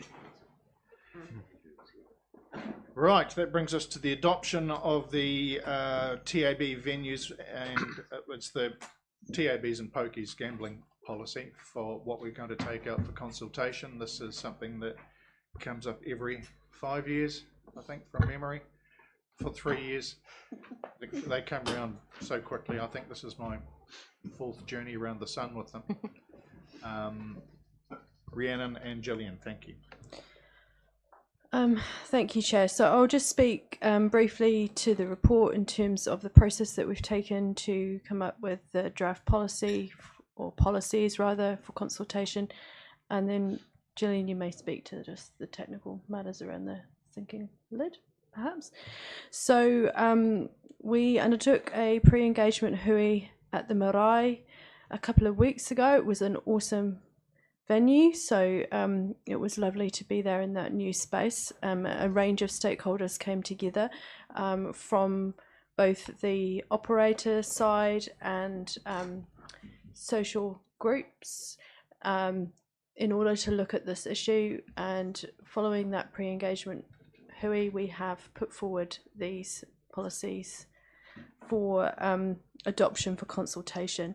So that was an informal part of the process, but I think it was really useful in terms of putting forward a direction that we think will work well for balancing what is a complex issue for the community. So I'll just draw attention to the 3 substantive changes that we're recommending. There are a few issues relating to the update of the Racing Act, so that just changes the purpose of the policy, so that's been updated to reflect that. Secondly, following the discussion at the pre-engagement hui, we're recommending moving from a cap to a sinking lid. And thirdly, adopting a voluntary code of conduct, which is based on the Gore District Council initiative that they introduced a few years ago and was positively received as a potential element to reduce social harm. Thanks, Gillian. So in terms of the sinking lid policy, what that means is that if a venue closes, or if a licensed venue decreases the number of machines, that the sinking lid will apply for the number of venues or the number of machines, and they will decrease. We've also allowed in the policy, though, for there to be the ability to have relocations still within the policy that would allow relocations to only happen into the CBD or the Business 2 zones as per the district plan. We've also allowed for transfers and mergers to be considered. Again, they will be linked to the in the CBD or the Business 2 zone. With mergers, that would mean potentially that we would see a decrease in the number of venues and potentially the number of the number of machines, depending on how many machines there are at the venues that are proposing a merger. Thank you. From memory, the mergers part of the policy is within an organisation. So that's the likes of the ILT or the Southern Trust or the Lion Foundation. And what we are now doing is stipulating that if you're wanting to shift them, bring them into the CBD, which is reflecting feedback that we've had. Interestingly, everybody that was taking part in that pre-consultation ended up in the same space. So that creates, I think, a really strong starting point for us to go out and consult with. It's always potentially emotive because of the harm that some people suffer as a result of gambling. It's also, look, to be blunt, inequitable, because all we can deal with are the gaming machines and TAB venues, whereas our personal devices have many ways of gambling that are beyond our control. So it was good to take part in that pre-engagement and the manner of discussion that took place. We started off with a sinking lid, remained with a sinking lid, then went to a cap, and now we may be going back to a sinking lid. Tom? Yeah, I suspect I'm going to be swimming against the tide a little bit. I mean, I actually don't gamble. I don't at all. But I've got an aversion to, nanny state type moves. And it seems to me that if you look at the math, if you look at the arithmetic on percentages, it suggests that there are about 25,000 people who gamble in the city. And if you apply the percentage for those who are problem gamblers, it works at about 50. So there might be 50 people who are problem gamblers, and another 24,950 approximately who just do it for pleasure. I don't think that those odds are high enough that we should actually deny people the right to gamble if they wish to. So I don't favour the sinking lid policy for that reason. Another point I'll make is that we simply don't know how many of those 50 problem gamblers are simply going to go and gamble on the internet in a less social situation than, sit at home staring at a screen rather than at least being in public in a social setting. So look, I've said what I want to say. I guess it's not a question, Chair, it's more of a comment, but I'm uneasy about that because it just seems to me, well, sinking lid is actually by definition a never-ending process. Where you drive it to zero, it might take 50 years, but you drive it to zero. And if there's 24,950 people getting pleasure out of it in Invercargill, I don't know that it's their job to take that away. I guess the option, and I don't want to get into debating it yet because we're going out for consultation, folks, that's when we'll have the debate, is that it would be easy to change back next time in 3 years when we go out for consultation to a cap, or we haven't even decided yet whether it'll be a sinking lid. But these are all the things that people come forward with, and it's really up to us to go out and hear what they have to say. If you've got firm views, we're looking for 3 councillors and or mana whenua representatives to sit on a panel with delegated authority to make the decision. You've got to sit through the hearings, you've got to listen to the submissions, you've got to read them. And if you're interested, I'm interested in hearing from you. Mayor Clark. Yep. Just declaring an interest that I've managed a problem gambling organisation in town in a previous life. It's interesting how you can throw the stats around. If you believe that they're a curse that should be eradicated, then you have a sinking lid policy, so over time you get rid of them. When you look at the stats that are in the report, 88% of the profit that come out of all the pokie machines everywhere in the city are through the trust, licensing trust. So they're significant. Better to have people in venues where you have good levels of control, and I'm not suggesting they have good levels of control because that's yet to be tested, certainly around clocks and lighting. But when you consider what happens with a pokey dollar that you put into the machine, 18% comes off the top. So 6 goes to the taxman, 6 goes to the venue owner, and 6% goes to the distribution trust, which for everywhere else other than an Invercargill Licensing Trust, which has its foundation, which it didn't used to have back in the day.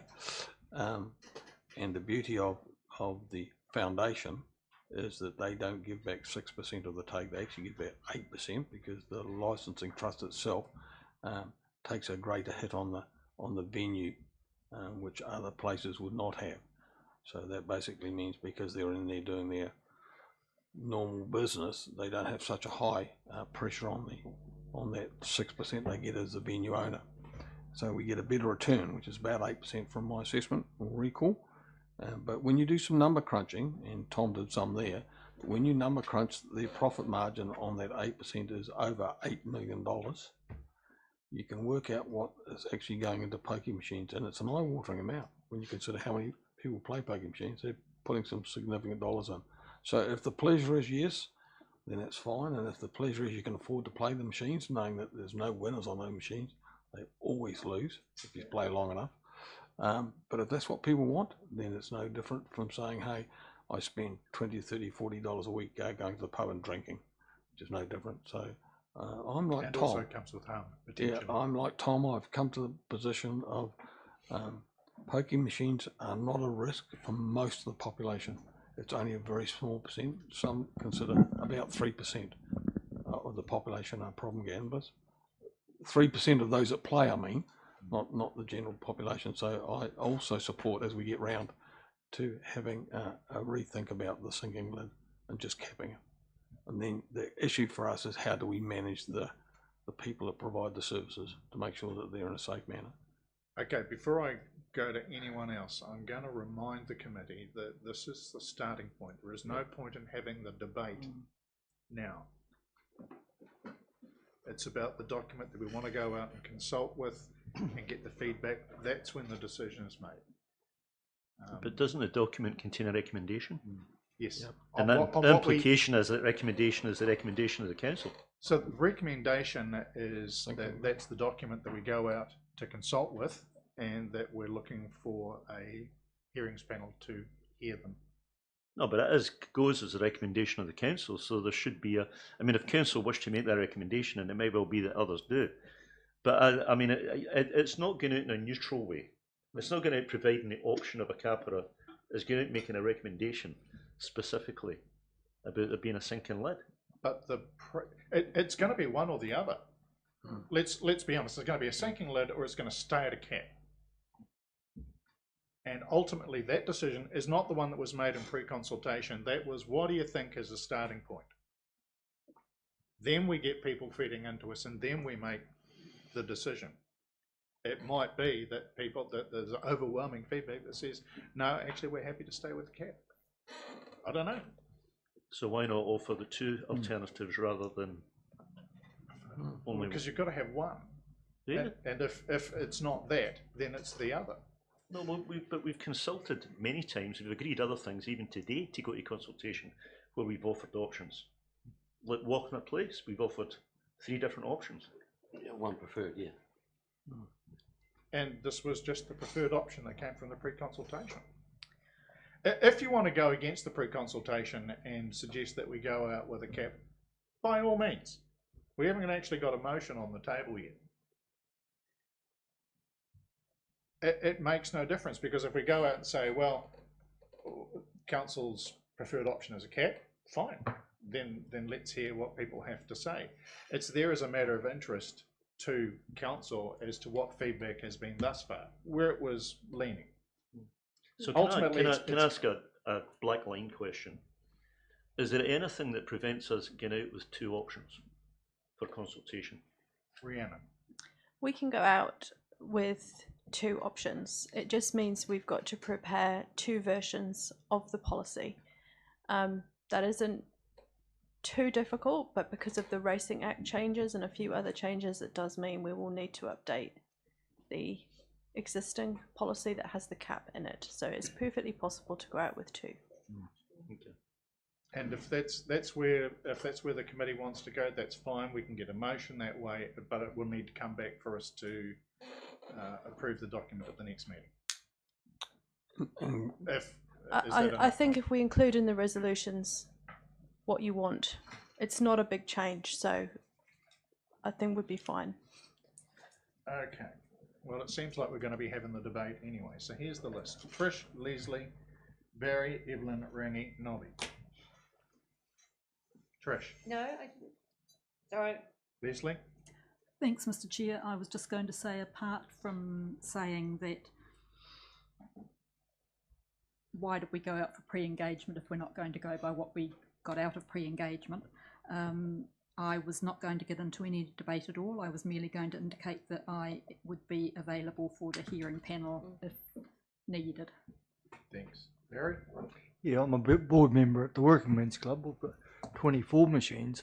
All our staff are trained on any problem gamblers that are in there. So you're a board member? Yep. Does that mean you have an interest? No, probably. Very useful. So we'll stop there, Barry. All right. Yes. Evelyn. Mine was very similar to Leslie's in that the recommendation is actually not council's. It was from the pre-consultation.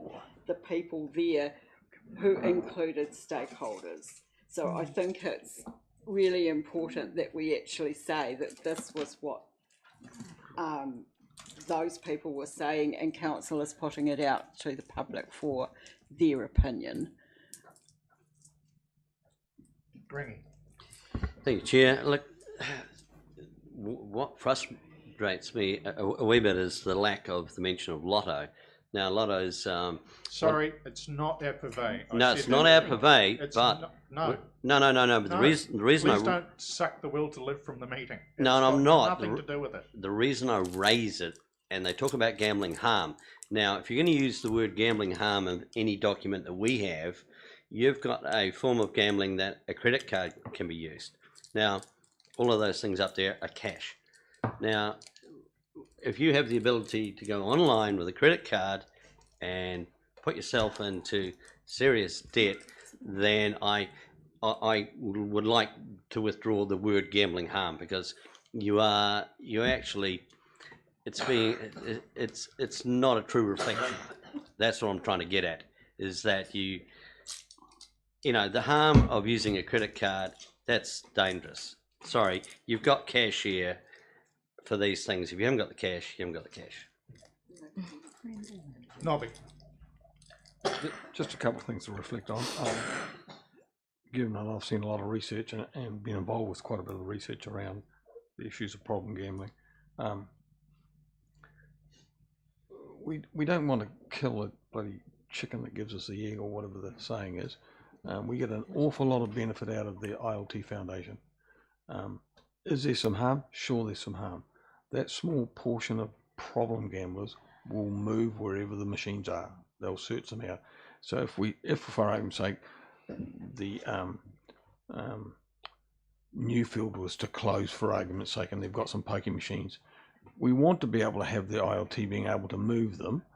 And if we've got control of that, which might be what the staff are talking about the relocation option, then that's okay. We can make sure it doesn't go into a high decile area, because that's a little bit more risky for people. And if it comes into the CBD or to another ILT establishment, then that's fine. We saw the way the RSA and Workman's Club were able to combine and got way more machines than I would have been happy for them to have. But it was managed well, and we also know about the infamous Waikiwi shuffle, for want of a better word, and we'd hopefully not allow that to happen again. I think the law's been changed so it can't. Yeah, exactly. So look, I think there's an awful lot of benefit that comes out of the ILT Foundation that does a lot of community good that we would have to fund as a council if we didn't.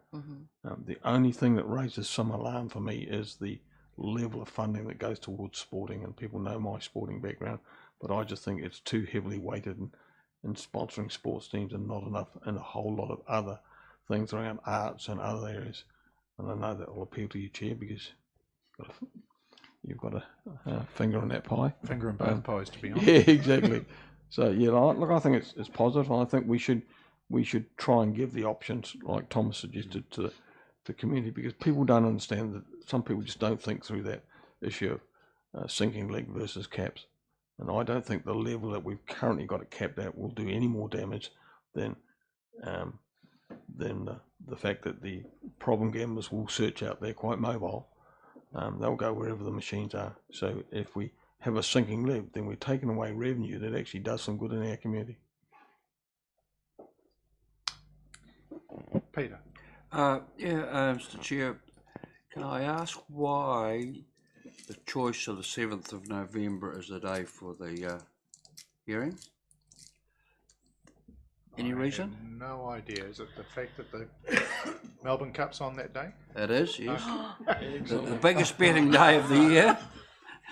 And the following Tuesday... Thank you for snatching the headline. And the second Tuesday is the New Zealand Trotting Cup, which is very close behind the Melbourne Cup. So either of those days will be out, because you want as many people to make submissions as you possibly can. They'll be the two busiest days of the year, so you wouldn't have them. It's also an infrastructure meeting. The irony Yes. of this. Yeah, and ironically, You can have one submitter sitting the on hearing was down for early in 20 the down morning, with and TAB hopefully the gambler. punters aren't at the It'd track make by for a that great stage. split photograph, wouldn't it? No, we weren't aware. You are now. Hadn't occurred. But it is, from memory, was it 10 o'clock in the morning that had been set aside? You can tell, councillors, that I'm not a gambler.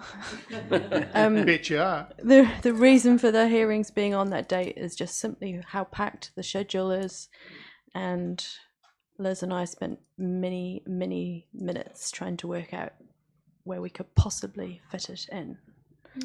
Generally, the hearing process only takes a couple of hours. And I would say that any submitter who wants to do a personal submission has 10 minutes to do it. Yeah. And I don't really think that's going to interfere with your betting on the Melbourne Cup. No, it's the people that we want to make submissions. They're so busy at their establishments. But they'll have made submissions already, Peter. Yeah, but they might want to hearing speak to days, them. but It's not the only speaking date on. here. Surely we can change the date. It's an inappropriate Yeah. date if it's a mill. It is very. Yeah. Just We- change the date. Surely there must be. We can We'll come back and change the date for the sake of getting some resolution.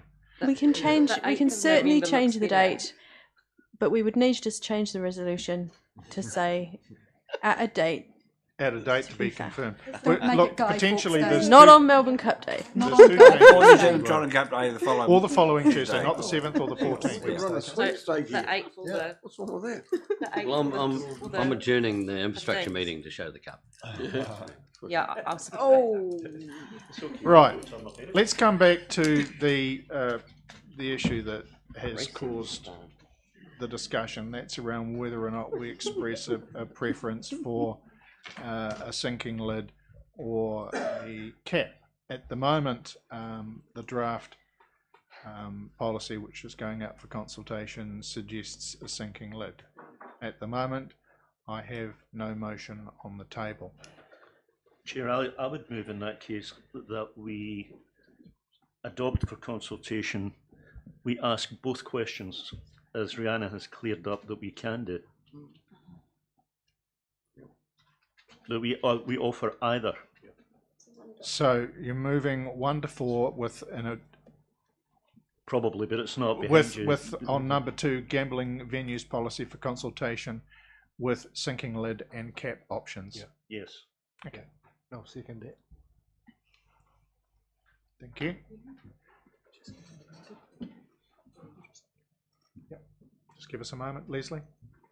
Thanks, Mr. Chair. I'm opposed to that because I just don't see why we ever bothered with pre-engagement. That was a fairly extensive gathering of stakeholders if we're going to say the pre-engagement meant nothing. Yeah, well, I'm thrilled to have given up a couple of hours on my son's 21st to go down and take part in it, but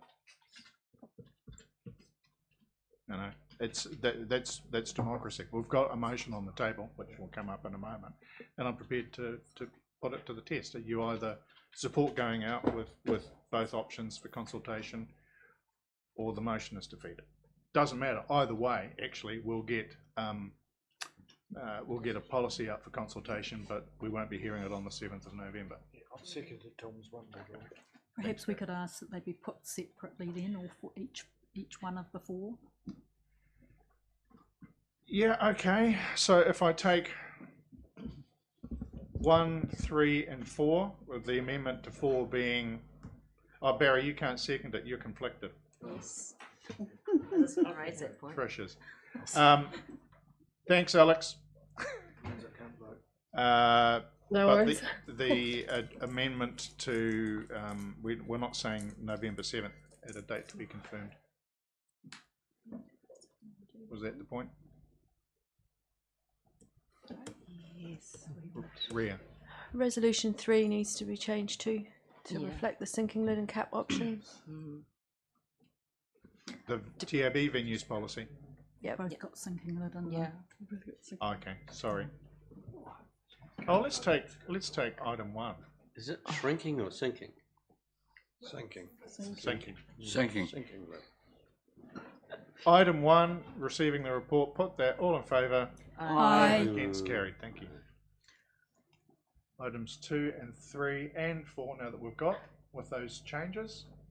Sorry, I need names on item 4. Yeah, yep, sorry.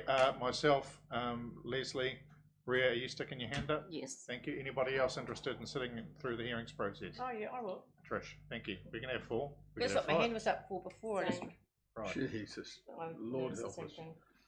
One of these things is not like the others. Toss you for it.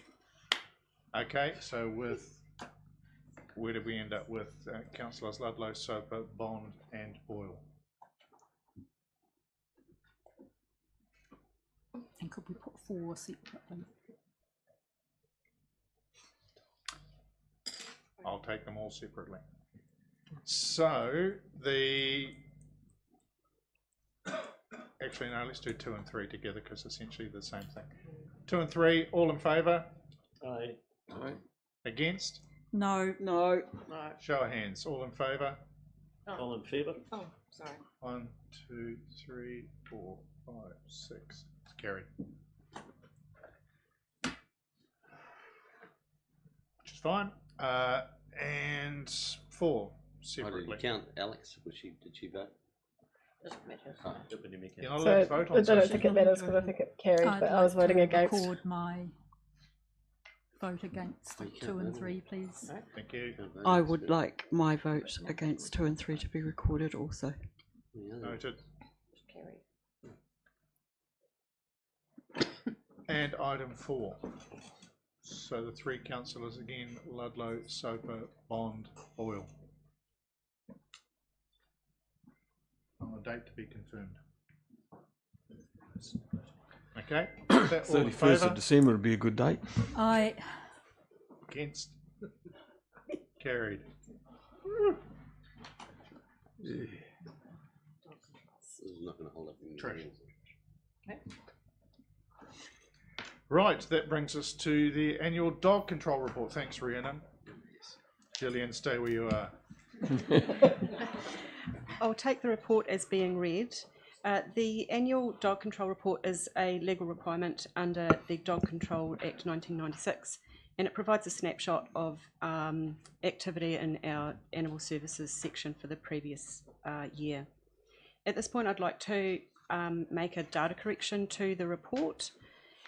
On page 188 of board books on the report, under the 22-23 table, under the table where we show the data for comparing 21-22 and 22-23, for the 22-23 year, we've said that the registration population as at 30 June was 8,434. That needs to be corrected to be 9,351. That change will also carry over into the actual report itself under the heading dog registration. So 9,000. 9,351. That was the registered dog population as at 30 June for 2023. If we have a look at the data provided in the report, the 22-23 year is the first year that we've had data for several years where there's been no COVID restrictions.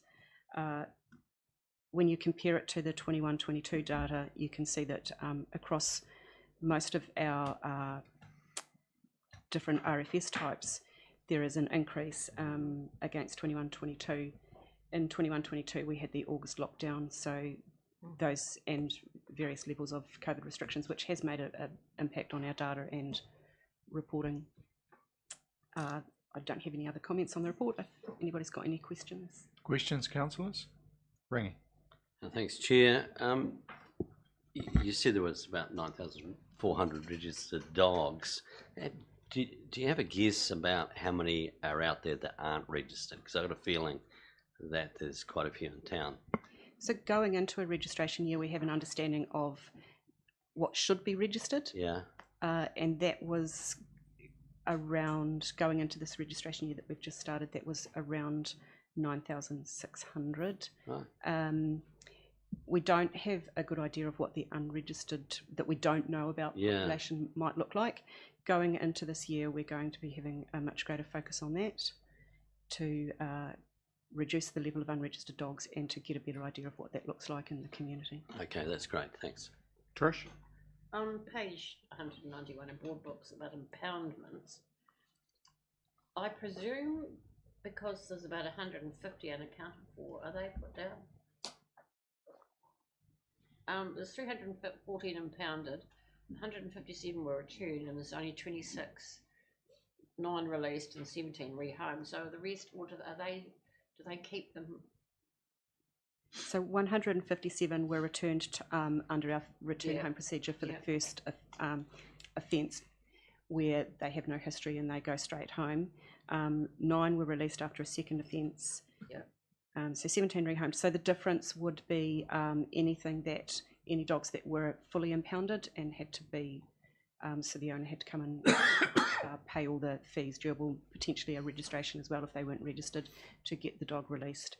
There would also be dogs that were euthanised. Yeah, it's a lot in though, that isn't number. it? So our actual number that would be euthanised is quite low. It sits around 6% Oh, of Any, did you say? about 6% of impoundments. Impounded. Yeah, Thank you. So under 10 dogs. that sounds about right. Yes. Any other questions, Evelyn? Sorry. Yeah, no, that's all right. Just looking at the data, and the following up on the question about registered and unregistered, if you follow up on these complaints like barking dogs or menacing dogs or wandering dogs, do you find that there is a preponderance of non-registered dogs amongst those, or is it just a luck of the draw sort of thing? Some are, some aren't. Probably luck of the draw a little bit. We might get a complaint about a barking dog, and when we check to see the history of that dog and that property before we go out or make any phone calls, we might find that there's no dogs registered to that address. So we know that we're also dealing with an unregistered dog. And part of that process would be ensuring that the dog is registered using what we call the 7-day process, where we issue a 7-day notice to get the dog registered. That would potentially be followed up with an infringement if the dog wasn't registered within the timeframes. Ria? Thank you. I seem to recall we've had a bit of a discussion before about unregistered dogs and how many of them are potentially in our city. And I think some of the discussion went around holding an amnesty day where people could come in and come in with their dogs, so they get them registered, but it would be at a reduced price because of the fact that economic barriers to get their dogs registered. We don't want that to hold people back, and it could have been like a health check day. Then why wouldn't you give that to everybody? Yeah. Well, I'm just saying that that discussion's been like. So if you were having an amnesty, you would do it before you went out into a period of heavy prosecution. Yeah, that's yeah. I was just mentioning that I seem to recall that that discussion's been discussed at one of our meetings about doing something like that. We work very much with, if people contact us and they're struggling to pay, particularly once penalties been applied, we do work with them.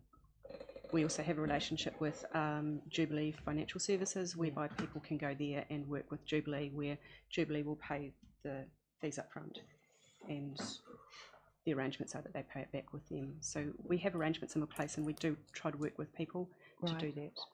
I think that recognises the fact that circumstances have changed for a lot of people, you know, as a result of the pandemic, or even just the simple rise in the cost of living now with escalating prices everywhere. Tom? Question: are dogs ever euthanised as a consequence of being unlicensed and failing to persuade a owner to license them? No, that wouldn't be a reason for euthanising a dog. Okay, so it's only aggressive dogs, biting, is it? Never financial reasons? A dog, it can only come up to be, I'll go back a step. When a dog comes into the pound, the owner has 7 days to come and claim that dog. After the 7 days, the dog becomes the property of council. At that point, we would assess the dog to see if it is appropriate for rehoming. If it's assessed as being appropriate for rehoming, we will work with our rehoming agencies to rehome that dog. If it's not assessed for being suitable for rehoming, and that would be issues such as dog aggression, people aggression, then we would go through the process of recommending it. The ACOs would recommend it for euthanisation, and that would be signed off by the team leader.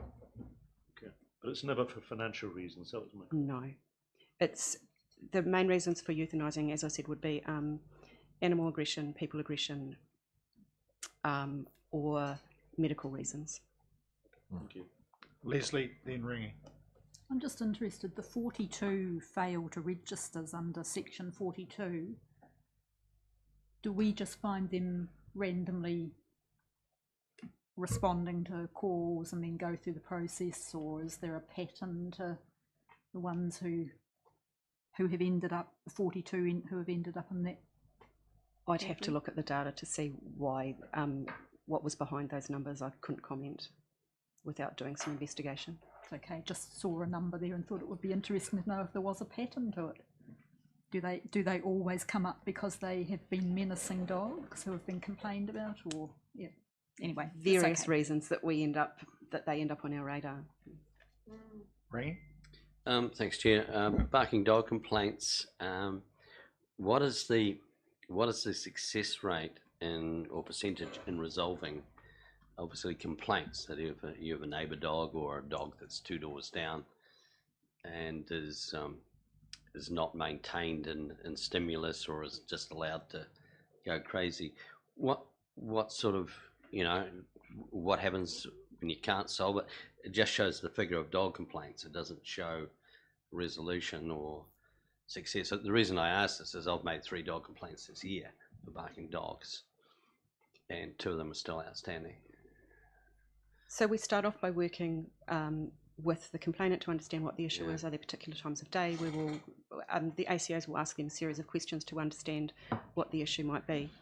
We then usually work with the owners to resolve the issues. We have quite a high success rate with that. Sometimes they come to the point where we end up working with the complainants to work, and we use bark logs to determine the issues, if it's ongoing or there's multiple complaints. From the bark logs, we use that to do our own monitoring based on the times of day where it seems to be an issue. If that's outside of normal working hours, we'll use our contractors to do monitors as well, and we continue to work from there. Worst case scenario is if it's been substantiated, then we would issue a notice requiring the barking to be abated. We might make various recommendations about how that could be done. It can get to the point that an animal can be removed from the property if it's not resolved. We do rely very much on complainants to continue to inform us if the issues are ongoing. If we have a complaint and we work with the owner and the complainant and we work through that process and it's been resolved, at that point we don't understand that the issue is continuing if we don't continue to receive ongoing complaints. Okay, no, thanks for that. Thank you. Any other questions, comments or feedback? If not, I'll move that the report is received and we adopt the annual dog control report. I'll second. Evelyn, put that all in favour? Aye. Aye. Against? Carried. Thanks for your questions on that. Which brings us to the activities report. Does anybody have any specific areas they wish to ask questions on? I would like to say something. Another question? Please, absolutely. Watch part. I'd just like to say that it was a really great effort of the people who were cutting down the trees, who donated them to a school so they could use them for wood carving. I thought that was a very good PR thing and a good thing to do. Thank you. It's a substantial piece of lumberjacking that's gone on in Queen's Park, and nice to see that it's been well received. Yep. Brent, was that just a wipe of the eye, or I'm just having an wiping the emotional eye. moment, or? Very proud moment. Excellent. Thank you. Otherwise, the recommendation is that we receive the report. If there's no specific. Moved Second. Barry, seconded Tom. Put that all in favour. Aye. Against? carried, which brings us to the end of the open meeting. Thank you to those of you who are online for still being there and